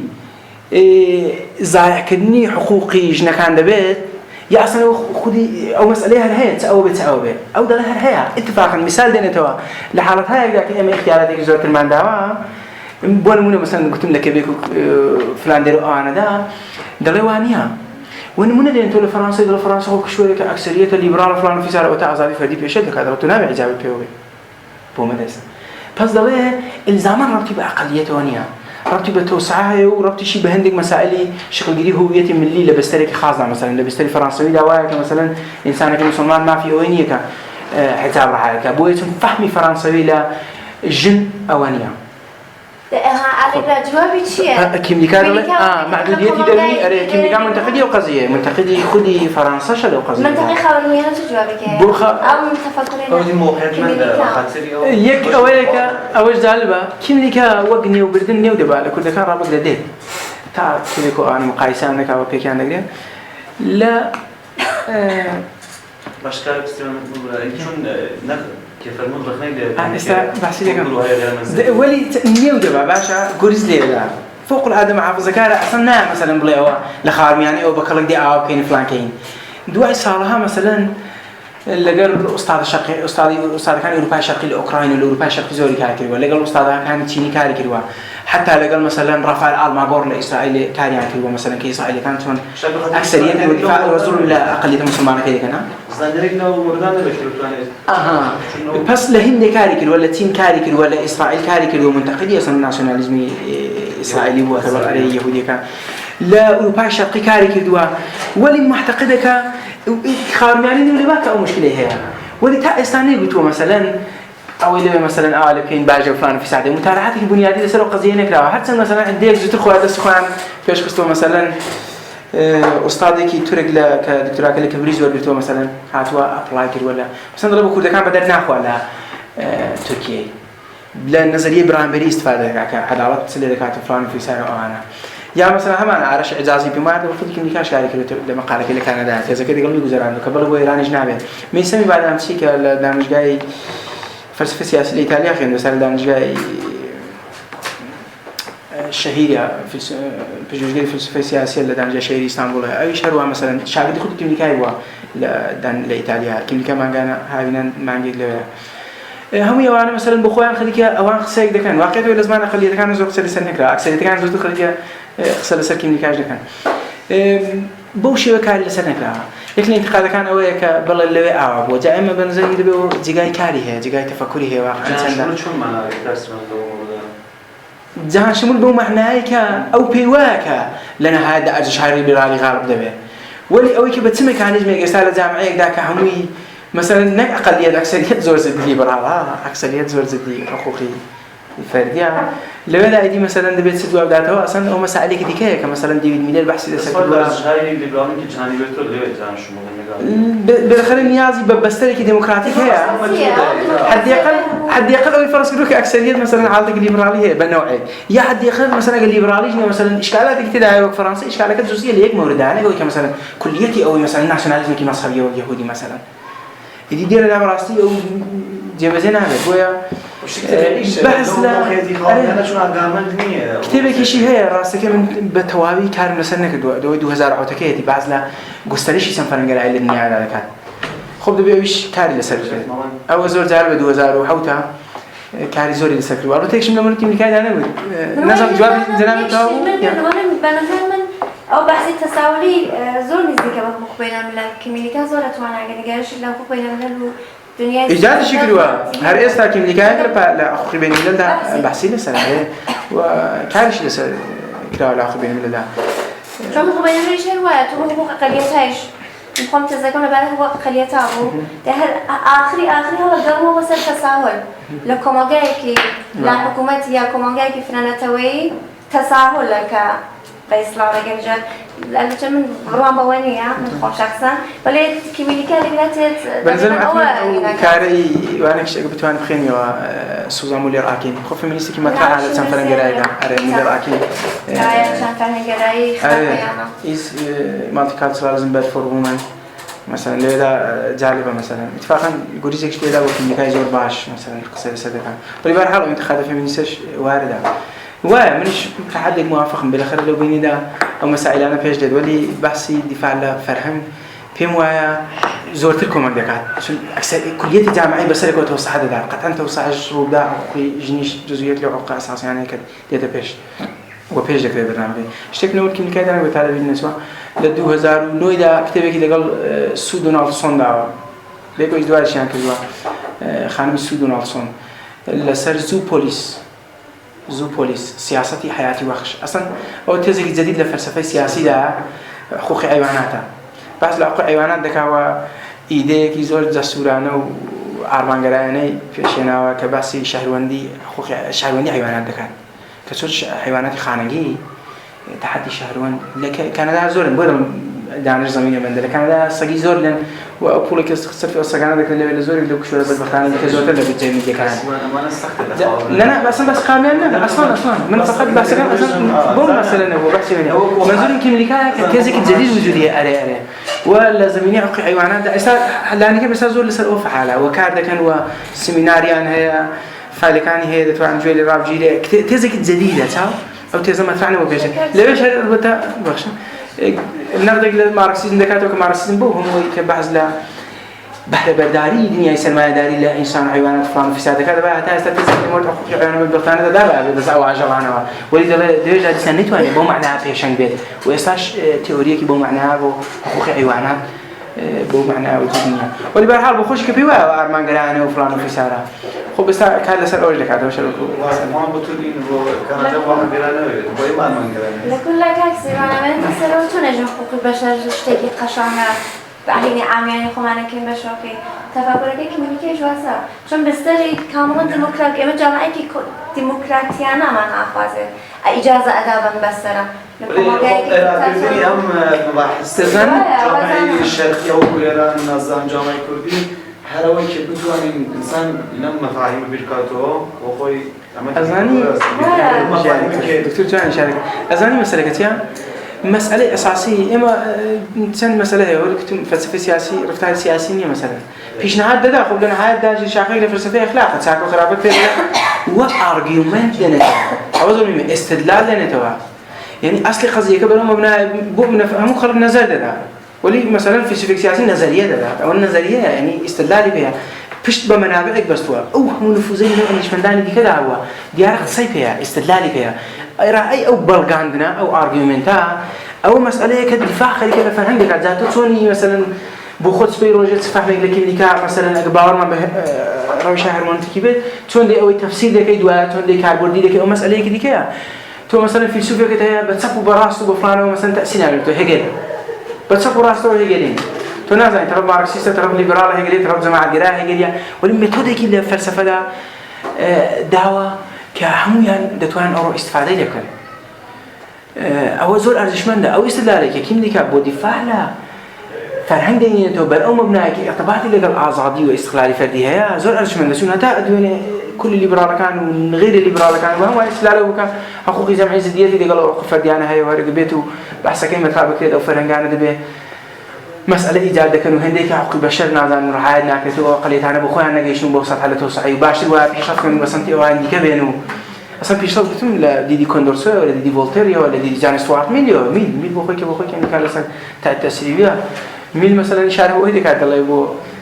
بيرتونيا كي نازل فران في ساري ولا سيستم وحشية بين دري مثلا وباريسيا كي باكلاسو فران دربين على مثلا أواي تعالى كان ليه ده بتم من إشارة بيك تعريف یک تفاوت فرهنگ دارم و تعریف کیمیایی فرهنگ با مسابقه فرهنگ ملی تاریخی داریم نه به معنای زندگی روزمره مثلا یکی دبین زندگی روزمره مانده جوری که فلان لباس جوری که خصی جوری که صاحب با فرهنگ مثلا او فرهنگ نه کیمیایی تبع او معنای زندگی روزمره کی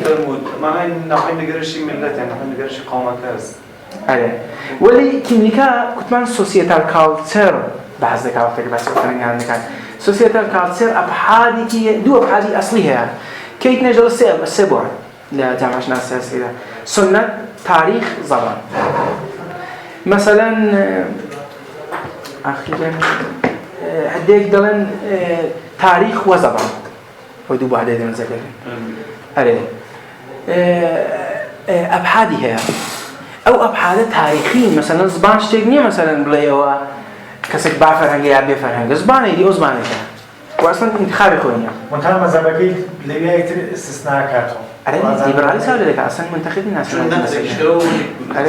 به تو جز عمدن اینا کات آره زور انتخابی وارد که ولی خوب دل اصلا او مسئله سازه ناسیونالی نام مسئله چون نقدی لی مسئله هاي بحث سوسيتال كالتشر خانخا آره بو زندگی ما تو نتونی مذهب کمیلی جاب کیتو ولی او بنوع دجایتی اکات يعني ما جاوز استنى كاتو لأن نحن جواب زانم آره او معتقد نيك مذهب مؤلفه كي أصلي تشكيل عندي هويتي يك إنسان أقول معناه كجزء خير هاي أولية رأس حسابه يعني زمینه که وی که تو تعکو خراب بدن هذا بتست خوش كان تكستي غربي كان تكستي غربي دوا لفهم ليبرال يعني بابا ليبرال ليبرال كده كمان هي مثلا افريقيا اظني او نقد زور جالبه او نقد وقعوا اذا سكه مثلا ليبرال بالليبرالون متهمين النقد كبيرونيا قبوله انتقادك كبيرونيا والانتقادك دلونيا لقى فيش فرنسا ياخذ كيميكا اشكاليا ثم بخو ليبرال لا كان ليبرال بالليبرالون ولا النقد كبيرونيا اري وقت نقد كبيرونيا وانتقادك وارده لا قبول مكتب تاريخ نگاری نو تاريخ نگاری نظریه من زور جوانه باسی وقت که هر نظریه محصولی زمان و مکان و قدرتی که او سرزمین زمین من نه زمین اما وقت من دو زمین رو خب یعنی تا حدودی که فریش ام فلسفه موردی بدر جامعه تا شاب که چون مذهب فرنگی کسی گذرنه یعنی جامعه کانادا است کانادا اساساً کشوری که آره و کسانی که وای ماجرا او انتقال زور اساسی آره او انتقال جناب متفکر آره چون براسی لجهانی چند فرنگرایی دا زور بوده مشکله يعني مثلا فهم هم بخوب دلنا بدو أرماني آزاد يعني ولي فهم كان لآزادي إلى سؤال شو بقولي جماعة جرايا كان لجامعة على شكل دقيقة أو أنا دلنا فهمي إما لو أرزشانه لجامعة على شكل دقيقة بولا حتما كونتاكت بيدا بدل بيني أو مسألة أنا عشان تجيب مفهوم إيش كان آزادي أو تعريف آزادي تساوي أو يسمونه مصاب صالح مؤقت أمانة كشان تاريخيان تايكيوز شون تاريخ تايكيان أره ما شوفي كيش أنا شو كيشان لسه أره بالحظ نعم كيشي لسه بنزل لا من دام سؤالات هي بعد ما بحث سيجارة لا التلفزيون الثاني يخلي فوق العاب الزورو علمي ترام بواسطة لا ولا دخلنا